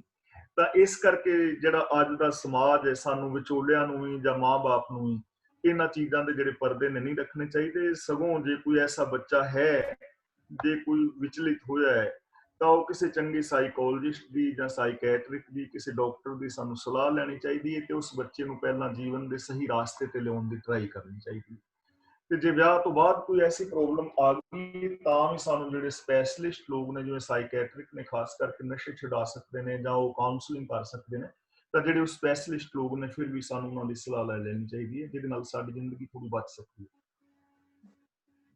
ਇਹ ਪ੍ਰੋਬਲਮ ਹੁਣ ਇੱਥੇ ਖਤਮ ਹੋ ਗਈ ਜੀ, ਬੱਚੇ ਆਪ ਹੀ ਲੱਭਦੇ ਆ। ਇੱਕ ਹੋਰ ਵੀ ਹੈ ਪਰਿਵਾਰ ਦੇ ਵਿੱਚ, ਕਈ ਵਾਰੀ ਮਾਪਿਓ ਹੁੰਦੇ ਆ ਉਹ ਇੱਕ ਨੂੰ ਦੂਸਰੇ ਤੋਂ ਪ੍ਰੋਟੈਕਟ ਕਰਨ ਦੀ ਬਜਾਏ ਵੀ ਜੇ ਮੈਂ ਦੱਸਦਾ ਤਾਂ ਮੇਰਾ ਦੂਸਰਾ ਦੁਖੀ ਹੋਊ ਜਾਂ ਪਹਿਲਾ ਦੁਖੀ ਹੋਊ, ਉਹ ਵੀ ਥੋੜਾ ਥੋੜਾ ਲੁਕੋ ਰੱਖਦੇ ਆ ਪਹਿਲਾਂ, ਜਦੋਂ ਤੱਕ ਗੱਲ ਬਹੁਤ ਜ਼ਿਆਦਾ ਵਿਗੜ ਨਹੀਂ ਜਾਂਦੀ। ਹਾਂਜੀ ਵੀ ਤ੍ਰਿਲੋਚਨ ਸਿੰਘ ਜੀ, ਤੁਸੀਂ ਕੀ ਕਹੋਗੇ? ਨਹੀਂ ਠੀਕ ਹੈ ਜੀ, ਜਿੱਦਾਂ ਤੁਸੀਂ ਕਹਿੰਦੇ ਉੱਦਾਂ ਵੈਸੇ ਠੀਕ ਹੈ, ਪਰ ਉੱਦਾਂ ਜਨਰਲੀ ਮੈਂ ਗੱਲ ਕਰਨ ਲੱਗਾ ਸੀਗਾ ਕਿ ਜਿੱਦਾਂ ਚਲੋ ਇਹ ਤਾਂ ਰਿਸ਼ਤੇਦਾਰੀ ਦੀ ਬਹੁਤ ਸੀਰੀਅਸ ਗੱਲ ਹੈ ਜੀ, ਕਿ ਕਿਸੇ ਦੀ ਲੜਕੀ ਜਾਂ ਕਿਸੇ ਦੇ ਲੜਕੇ ਦੀ ਜਿੱਦਾਂ ਤੁਸੀਂ ਕੋਈ ਖਰਾਬੀ ਕਰਦੇ ਆ, ਮਤਲਬ ਲਾਈਫ ਦੀ ਖਰਾਬੀ ਕਰਦੇ ਆ। ਮੈਂ ਤਾਂ ਇੱਥੋਂ ਤਾਈਂ ਵੀ ਕਹਿੰਦਾ ਸੀਗਾ ਵੀ ਸਾਡੀ ਪ੍ਰਟੈਂਡ ਲਾਈਫ ਇੱਦਾਂ ਆ ਵੀ ਬਾਹਰ ਚੰਗਾ ਚੰਗਾ ਇਸ ਕਰਕੇ ਦੱਸੋ। ਜਿੱਦਾਂ ਮੈਨੂੰ ਕਾਫੀ ਚਿਰ ਪਹਿਲਾਂ ਦੀ ਗੱਲ ਹੈ ਜੀ, 10-12 ਸਾਲ ਪਹਿਲਾਂ ਦੀ ਗੱਲ, ਜਿੱਦਾਂ ਮੈਨੂੰ ਥੋੜਾ ਜਿਹਾ ਐਂਗਜ਼ਾਈਟੀ ਦੀ ਪ੍ਰੋਬਲਮ ਹੋਈ ਸੀਗੀ ਤੇ ਅਸੀਂ ਸਾਰਿਆਂ ਨੂੰ ਦੱਸ ਦਿੱਤਾ ਵੀ ਸਾਨੂੰ ਪ੍ਰੋਬਲਮ ਆ, ਹਾਂਜੀ। ਤੇ ਉਹਦੇ ਦੱਸਣ ਦੇ ਨਾਲ ਇਦਾਂ ਹੋਇਆ ਵੀ ਆਲੇ ਦੁਆਲੇ ਜਿੰਨੇ ਵੀ ਸਾਡੇ ਭੈਣ ਭਾਈ ਫਰੈਂਡ ਸੀਗੇ ਤੇ ਉਹਨਾਂ ਨੇ ਸਾਨੂੰ ਕੋਈ ਨਾ ਕੋਈ ਸਲਾਹ ਦਿੱਤੀ ਤੇ ਉਹਦੇ ਨਾਲ ਸਾਨੂੰ ਕੁਛ ਨਾ ਕੁਛ ਫਾਇਦਾ ਜ਼ਰੂਰ ਹੋਇਆ। ਪਰ ਉਹਦੇ ਉਲਟ ਮੈਂ ਕਈ ਜਗ੍ਹਾ ਤੇ ਇਦਾਂ ਦੇਖਿਆ ਵੀ ਜਿਨ੍ਹਾਂ ਨੂੰ ਸਿਮਿਲਰ ਪ੍ਰੋਬਲਮ ਸੀਗੀ ਉਹਨਾਂ ਨੇ ਇੱਕ ਤਰ੍ਹਾਂ ਦਾ ਢੱਕਣ ਲਾ ਕੇ ਦੱਸਿਆ, ਨਹੀਂ ਨਹੀਂ ਸਾਡੇ ਤਾਂ ਕੋਈ ਪ੍ਰੋਬਲਮ ਨਹੀਂ ਹੈਗੀ ਜੀ, ਸਾਡੇ ਤਾਂ ਬਹੁਤ ਠੀਕ ਠਾਕ ਹੈ, ਕੋਈ ਨਹੀਂ, ਹਾਂਜੀ। ਤੇ ਉਹ ਗੋਲੀਆਂ ਤੇ ਲੱਗੇ ਰਹੇ ਤੇ ਉਹਨਾਂ ਨੇ ਮਤਲਬ ਗਲਤ ਤਰੀਕੇ ਦੇ ਨਾਲ ਲੋਕਾਂ ਨੂੰ ਪ੍ਰਟੈਂਡ ਕਰਕੇ ਮਤਲਬ ਉਹਦਾ ਕੇਸ ਵੀ ਖਰਾਬ ਕਰਕੇ ਤਾਂ ਸਗੋਂ ਹਸਪੀਟਲ ਮਤਲਬ ਚਲੇ ਗਏ ਤੇ ਉਹਨਾਂ ਨੇ ਯਾਨੀ ਜ਼ਿਆਦਾ ਵਧਾ ਲਈ ਗੱਲ, ਹੈ ਨਾ ਜੀ। ਤੇ ਕਈ ਵਾਰੀ ਗੱਲ ਏਦਾਂ ਹੁੰਦੀ ਨਹੀਂ ਹੈਗੀ ਜਿੰਨੀ ਕਿ ਤੁਸੀਂ ਵਧਾ ਚੜਾ ਕੇ ਦੱਸਦੇ ਆ।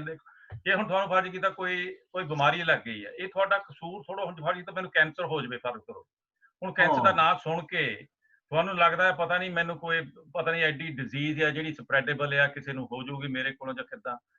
ਬੋਡੀ ਹੈ ਉਹਦੇ ਨਾਲ ਕੁਛ ਨਾ ਕੁਛ ਕਿਸੇ ਨੂੰ ਵੀ ਕਿਸੇ ਟਾਈਮ ਤੇ ਵੀ ਹੋ ਸਕਦਾ, ਕਿਸੇ ਦਾ ਕਸੂਰ ਨਹੀਂ ਹੈਗਾ। ਪਰ ਅਸੀਂ ਕਿਸੇ ਨੂੰ ਇਹ ਸ਼ੇਅਰ ਨਹੀਂ ਕਰ, ਉੱਦਾਂ ਬੁਖਾਰ ਚੜਿਆ ਹੋਵੇ ਕਹਿੰਦਾ ਹਾਂ ਥੋੜੀ ਜਿਹੀ ਟੈਂਪਰੇਚਰ ਸੀਗੀ, ਜੇ ਕਿ ਕੈਂਸਰ ਹੋਵੇ ਤਾਂ ਨਹੀਂ ਨਹੀਂ ਕੋਈ ਕੈਂਸਰ ਨਹੀਂ, ਸਾਡੇ ਤਾਂ ਠੀਕ ਠਾਕ ਕੋਈ ਪ੍ਰੋਬਲਮ ਨਹੀਂ, ਅਗਲੇ ਤਾਂ ਭਾਵੇਂ ਸਾਰੇ ਬਾਲ ਚੜੇ ਹੁਣ ਇਲਾਜ ਕਰਾਉਣ, ਹੈ ਨਾ। ਪਰ ਕੋਈ ਨਾ ਕੋਈ ਬਹਾਨੇਬਾਜ਼ੀ ਏਦਾਂ ਕਰੀ ਜਾਣੀ, ਪਤਾ ਨਹੀਂ ਇਹਦੇ ਵਿੱਚ ਆਪਾਂ ਮਹਿਸੂਸ ਕਰਦੇ ਹਾਂ ਕਿ ਜੇ ਅਗਲੇ ਨੂੰ ਪਤਾ ਲੱਗ ਗਿਆ ਤਾਂ ਪਤਾ ਨਹੀਂ ਸਾਡੇ ਤੇ ਕੀ ਕਿੱਦਾਂ ਦੇਖਣਗੇ ਅਗਲੇ, ਪ੍ਰਟੈਂਡ ਲਾਈਫ ਹੈ ਇਹ, ਹੈ ਨਾ। ਮੈਂ ਤਾਂ ਇਦਾਂ ਸੋਚ। ਸਹੀ ਗੱਲ ਹੈ ਜੀ ਤੁਹਾਡੀ। ਹਾਂਜੀ ਆਈ ਥਿੰਕ ਕਰੋਨਾ ਕੋਲੋਂ ਵੀ ਵੱਡੀ ਬਿਮਾਰੀ ਹੈ ਕਿ ਵੀ ਲੋਕ ਕੀ ਕਹਿਣਗੇ। ਹਾਂਜੀ ਉਹੀ ਹੈ ਜੀ, ਆਪਣੀ ਸੁਸਾਇਟੀ ਦਾ ਜਿਹੜਾ ਪ੍ਰੈਸ਼ਰ ਹੈ ਨਾ ਆਪਾਂ ਮਹਿਸੂਸ ਕਰਦੇ ਆ, ਚਾਹੀਦਾ ਥੋੜਾ ਜਿਹਾ ਢੱਕਣ ਚੱਕ ਕੇ ਨਾ ਮਤਲਬ ਖੋਲ ਲੈਣਾ ਚਾਹੀਦਾ ਤਾਂ ਕਿ ਥੋੜੀ ਜਿਹੀ ਸੌਖੀ ਲਾਈਫ ਹੋ ਜਾਵੇ। ਜਦੋਂ ਅਸੀਂ ਪ੍ਰਟੈਂਡ ਕਰਦੇ ਹਾਂ ਤਾਂ ਅਸੀਂ ਐਕਚੁਅਲੀ ਦੁਖੀ ਹੋ ਕੇ ਪ੍ਰਟੈਂਡ ਕਰਦੇ ਹਾਂ, ਨਾ ਕਿ ਸੁਖੀ ਹੋ ਕੇ ਪ੍ਰਟੈਂਡ ਕਰਦੇ ਹਾਂ। ਜੇ ਸਾਰਿਆਂ ਨੂੰ ਪਤਾ ਲੱਗ ਜਾਵੇ, ਓਪਨਲੀ ਹੋ ਜਾਵੇ, ਕੋਈ ਵੀ ਗੱਲ ਜਿਹੜੀ ਓਪਨਲੀ ਹੋ ਜਾਵੇ ਤਾਂ ਤੁਸੀਂ ਦਿਮਾਗੀ ਤੌਰ ਤੇ ਸੁਰਖਰੂ ਹੋ ਗਏ ਇੱਕ ਤਰ੍ਹਾਂ ਦੇ ਨਾਲ। ਨਹੀਂ ਤਾਂ ਐਡਾ ਬੜਾ ਟੋਕਰਾ ਚੱਕਿਆ ਉਸ ਚੀਜ਼ ਦਾ, ਕਿਸੇ ਨੂੰ ਕੀ ਦੱਸਿਆ ਕਿਸੇ ਨੂੰ ਕੀ ਦੱਸਿਆ, ਬਾਅਦ ਦੇ ਵਿੱਚ ਤੁਹਾਨੂੰ ਪਤਾ ਹੀ ਨਹੀਂ ਰਹਿੰਦਾ, ਫਿਰ ਤੁਸੀਂ ਆਪੇ ਪਜ਼ਲ ਹੋਏ ਰਹਿੰਦੇ ਆ। ਇਹ ਪ੍ਰਟੈਂਡ ਲਾਈਫ ਹੈ। ਹਾਂਜੀ ਅਸਲ ਵਿੱਚ ਮੈਂ ਇਹ ਕਹਿਣਾ ਸੀਗਾ, ਉਹ ਅਸਲ ਵਿੱਚ ਗੁਰਬਾਣੀ ਮੁਤਾਬਕ ਚੱਲਦੇ ਆ ਨਾ, ਉਹਨਾਂ ਨੂੰ ਆਏ ਆ ਵੀ ਉਹ ਚੰਗੀਆਂ ਚੀਜ਼ਾਂ ਦੇਖਦੇ ਆ, ਉਹ ਮਾੜੀ ਚੀਜ਼ ਦੇਖਦੇ ਨਹੀਂ।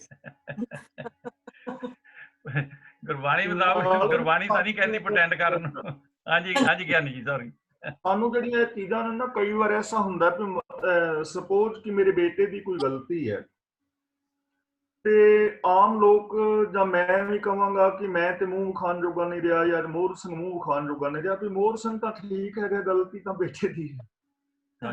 ਮੇਰੀ ਗਲਤੀ ਤਾਂ ਹੈ ਕਿ ਜੇ ਮੈਂ ਉਹਨੂੰ ਇਸ ਚੀਜ਼ ਵਾਸਤੇ ਪ੍ਰੇਰਨਾ ਦਿੱਤੀ ਹੋਵੇ ਜਾਂ ਉਹਦੀ ਚੰਗੀ ਤਰ੍ਹਾਂ ਪਾਲਣਾ ਨਾ ਕੀਤੀ ਹੋਵੇ, ਫਿਰ ਤਾਂ ਠੀਕ ਹੈ। ਤਾਂ ਸਾਨੂੰ ਇਹ ਚੀਜ਼ਾਂ ਥੋੜੀਆਂ ਸਾਰਿਆਂ ਨੂੰ ਸੋਚਣੀਆਂ ਚਾਹੀਦੀਆਂ ਨੇ ਵੀ ਜੇ ਕਿਸੇ ਦੇ ਬੱਚੇ ਦੀ ਗਲਤੀ ਤੇ ਉਹਦਾ ਮਾਂ ਪਿਓ ਮੂੰਹ ਵਿਖਾਣ ਜੋਗਾ ਨਹੀਂ ਰਿਹਾ, ਇਹ ਤਾਂ ਗੱਲ ਨਹੀਂ ਹੈ। ਗਲਤੀ ਉਹਦੀ ਹੋਈ, ਲੋਕ ਕੀ ਕਹਿਣਗੇ, ਇਹਨਾਂ ਚੀਜ਼ਾਂ ਤੋਂ ਉੱਤੇ ਉੱਠਣ ਦੀ ਜ਼ਰੂਰਤ ਹੈਗੀ ਔਰ ਸਾਨੂੰ ਸੱਚੀ ਸੁੱਚੀ ਜ਼ਿੰਦਗੀ ਜੀਣੀ ਚਾਹੀਦੀ ਹੈ। ਅਸੀਂ ਟਰਾਈ ਕਰੀਏ ਆਪਣੇ ਬੱਚਿਆਂ ਨੂੰ ਚੰਗੀ ਸਿੱਖਿਆ ਦੇਣ ਦੀ ਔਰ ਆਪ ਖੁਦ ਮਤਲਬ ਚੰਗੇ ਰਹਿਣ ਦੀ, ਤੇ ਲੋਕ ਵਿਖਾਵੇ ਵਾਸਤੇ ਕੰਮ ਨਾ ਕਰੀਏ ਵੀ ਅਸੀਂ ਲੋਕ ਕੀ ਕਹਿਣਗੇ। ਇਹਨਾਂ ਚੀਜ਼ਾਂ ਤੋਂ ਉੱਤੇ ਉੱਠਣ ਦੀ ਜ਼ਰੂਰਤ ਹੈ। ਮੇਰਾ ਖਿਆਲ ਹੈ ਵੀ ਜਿੱਥੋਂ ਤੇ ਰਿਸ਼ਤਿਆਂ ਦਾ ਕੰਸਰਨ ਹੈ, ਰਿਸ਼ਤੇ ਪੁਰਾਣੇ ਟਾਈਮ ਦੇ ਅੱਜ ਤੋਂ 20-30-40 ਸਾਲ ਪਹਿਲਾਂ ਤੁਸੀਂ ਚਲੇ ਜਾਓ, ਕਾਫੀ ਏਜਡ ਉਮਰ ਦੇ ਵੀ ਲੋਕੀ ਉੱਥੇ ਇੰਡੀਆ ਜਾ ਕੇ ਕਰਵਾਇਆ ਹੁੰਦੇ ਸੀਗੇ ਵਿਆਹ, ਤਾਂ ਲੋਕੀ ਕਰ ਦਿੰਦੇ ਸੀਗੇ, ਕੋਈ ਪ੍ਰੋਬਲਮ ਨਹੀਂ ਸੀਗੀ। ਅੱਜ ਦੇ ਜ਼ਮਾਨੇ ਦੇ ਵਿੱਚ ਇੱਦਾਂ ਹੋਣਾ ਬਹੁਤ ਘੱਟ ਹੋ ਗਿਆ, ਤਾਂ ਲੋਕੀ ਅਵੇਅਰਨੈਸ ਵੀ ਬਹੁਤ ਆ ਗਈ ਆ। ਪਰ ਅਜੇ ਵੀ ਮਾਈਨੋਰਿਟੀ ਹੋ ਸਕਦਾ ਕੋਈ ਨਾ ਕੋਈ ਪ੍ਰਟੈਂਡ ਲਾਈਫ ਦੇ ਵਿੱਚ ਕਿਸੇ ਦੀ ਜ਼ਿੰਦਗੀ ਖਰਾਬ ਕਰਨ ਦੇ ਵਿੱਚ ਹੋ ਸਕਦਾ ਉਹ ਆਪਣਾ ਹਿੱਸਾ ਪਾਉਂਦੇ ਹੋਣ, ਪਰ ਉਹ ਬਹੁਤਾ ਦੇਰ ਨਹੀਂ ਰਹਿੰਦੀ, ਕਿਉਂਕਿ ਅੱਜ ਕੱਲ੍ਹ ਦਾ ਜਿਹੜਾ ਟੈਕਨੋਲੋਜੀ ਦਾ ਜ਼ਮਾਨਾ ਹੈ ਉਹ ਇਹਨੂੰ ਏਦਾਂ ਅਲਾਓ ਨਹੀਂ ਕਰਦਾ, ਥੋੜੇ ਚਿਰ ਦੇ ਵਿੱਚ ਹੀ ਉਗੜਿਆ ਹੁੰਦਾ ਕੰਮ, ਤੇ ਇਸ ਕਰਕੇ ਉਹ ਗੈਟ ਅਵੇ ਨਹੀਂ ਹੁੰਦੇ। ਹਾਂਜੀ ਅਸੀਂ ਵੀ, ਮੇਰੇ 2 ਬੇਟਿਆਂ ਦੀ ਸ਼ਾਦੀ ਹੋਈ ਹੈ ਤੇ ਮਤਲਬ ਜਦੋਂ ਵੀ ਮੈਨੂੰ ਓਪਰਚੁਨਿਟੀ ਮਿਲੀ ਪਹਿਲੀ ਵਾਰ ਮਿਲਣ ਦੀ ਮੇਰੀਆਂ ਡਾਟਰਸ ਨੂੰ, ਮੈਂ ਪਹਿਲਾਂ ਹੀ ਕਹਤਾ ਸੀ ਕਿ ਜੋ ਵੀ ਕੁਝ ਤੁਸੀਂ ਮੈਨੂੰ ਪੁੱਛਣਾ ਨਾ, ਮੈਂ ਬਿਲਕੁਲ ਸੱਚ ਦੱਸਾਂਗੀ, ਤੁਸੀਂ ਕੁਝ ਵੀ ਮੈਨੂੰ ਪੁੱਛ ਸਕਦੇ ਹੋ। ਇਹ ਨਾ ਸੋਚਣਾ ਕਿ ਇਹਨਾਂ ਦੀ ਮਾਂ ਉਹਨਾਂ ਦੀ ਸਾਈਡ ਰਹੇਗੀ। ਪਹਿਲਾਂ ਹੀ ਬਿਲਕੁਲ ਸਾਰਾ ਕੁਝ ਕਲੀਅਰ ਕਰਕੇ, ਲੱਕਲੀ ਕਿ ਉਹ ਦੋਨੋਂ ਬਹੁਤ ਖੁਸ਼ ਨੇਗੇ ਆਪਣੇ ਘਰ ਦੇ ਵਿੱਚ। ਠੀਕ ਹੈ ਜੀ, ਆਪਣੇ ਹੱਥ ਦੇ ਵਿੱਚ ਇਹ ਹੈਗਾ ਜੀ, ਆਪਣੇ ਪੇਰੈਂਟਸ ਦੇ ਹੱਥ ਦੇ ਵਿੱਚ ਹੀ ਹੁੰਦਾ, ਸਪੈਸ਼ਲੀ ਲੜਕੇ ਵਾਲੀ ਸਾਈਡ ਜਿਹੜੀ ਆ। ਜੇ ਕੋਈ ਦੁੱਖ ਸੁੱਖ ਤਾਂ ਹਰੇਕ ਘਰ ਦੇ ਵਿੱਚ ਹੀ ਆਉਂਦੇ ਆ, ਤੇ ਬੱਚਿਆਂ ਨੂੰ ਸਗੋਂ ਥੋੜਾ ਟਾਈਮ ਦੇਣਾ ਚਾਹੀਦਾ ਆਪਣੀ ਲਾਈਫ ਦੇ ਵਿੱਚ, ਸੈਟਲਮੈਂਟ ਹੋ ਜਾਵੇ। ਜੇ ਤਾਂ ਉਹ ਜਿੱਦਾਂ ਅੱਜ ਦਾ ਜ਼ਮਾਨਾ ਚੱਲ ਰਿਹਾ, ਉਹ 6 ਮਹੀਨੇ ਸਾਲ ਇੱਕ ਦੂਜੇ ਨੂੰ ਮਿਲਦੇ ਰਹੇ, ਲਿਟਲ ਬਿਟ ਇੱਕ ਦੂਜੇ ਨੂੰ ਪਤਾ ਲੱਗ ਜਾਂਦਾ, ਬਾਅਦ ਦੇ ਵਿੱਚ ਅਗਲੇ ਸਾਲ 2 ਸਾਲ ਦੇ ਵਿੱਚ ਉਹਨਾਂ ਦੀਆਂ ਪੂਰੀਆਂ ਤਰ੍ਹਾਂ ਹੈਬਿਟ, ਸਾਰਾ ਕੁਝ ਜੋ ਨੈਗੇਟਿਵ ਪੋਜ਼ਿਟਿਵ ਸਾਰੀਆਂ ਚੀਜ਼ਾਂ ਦਾ ਪਤਾ ਲੱਗਣ ਲੱਗ ਪੈਂਦਾ। ਪਰ ਕਈ ਵਾਰੀ ਸਾਡੀ ਜਿਹੜੀ ਪੁਰਾਣੀ ਲਾਈਫ ਦੇ ਵਿੱਚ ਸੀਗੀ, ਉਹਦੇ ਵਿੱਚ ਬੱਚੀ ਆਉਂਦੀ ਹੈ ਤੇ ਉਹਦੇ ਬਾਅਦ ਦੇ ਵਿੱਚ 6 ਮਹੀਨੇ ਸਾਲ ਜਦੋਂ ਘਰ ਰਹਿੰਦੇ ਆ ਤਾਂ ਘਰ ਦੇ ਵਿੱਚ ਮਾਂ ਪਿਓ ਵੀ ਤੰਗ ਕਰਦੇ ਆ, ਜਾਂ ਜਿਸ ਤਰ੍ਹਾਂ ਦੀਆਂ ਤੰਗੀਆਂ ਆਉਂਦੀਆਂ, ਉਹਨਾਂ ਨੂੰ ਲੜਕੇ ਤੇ ਲੜਕੀ ਨੂੰ ਆਪਣੀ ਲਾਈਫ ਸਟਾਰਟ ਕਰਨ ਦਾ ਚਾਂਸ ਹੀ ਨਹੀਂ ਮਿਲਦਾ ਹਾਂਜੀ।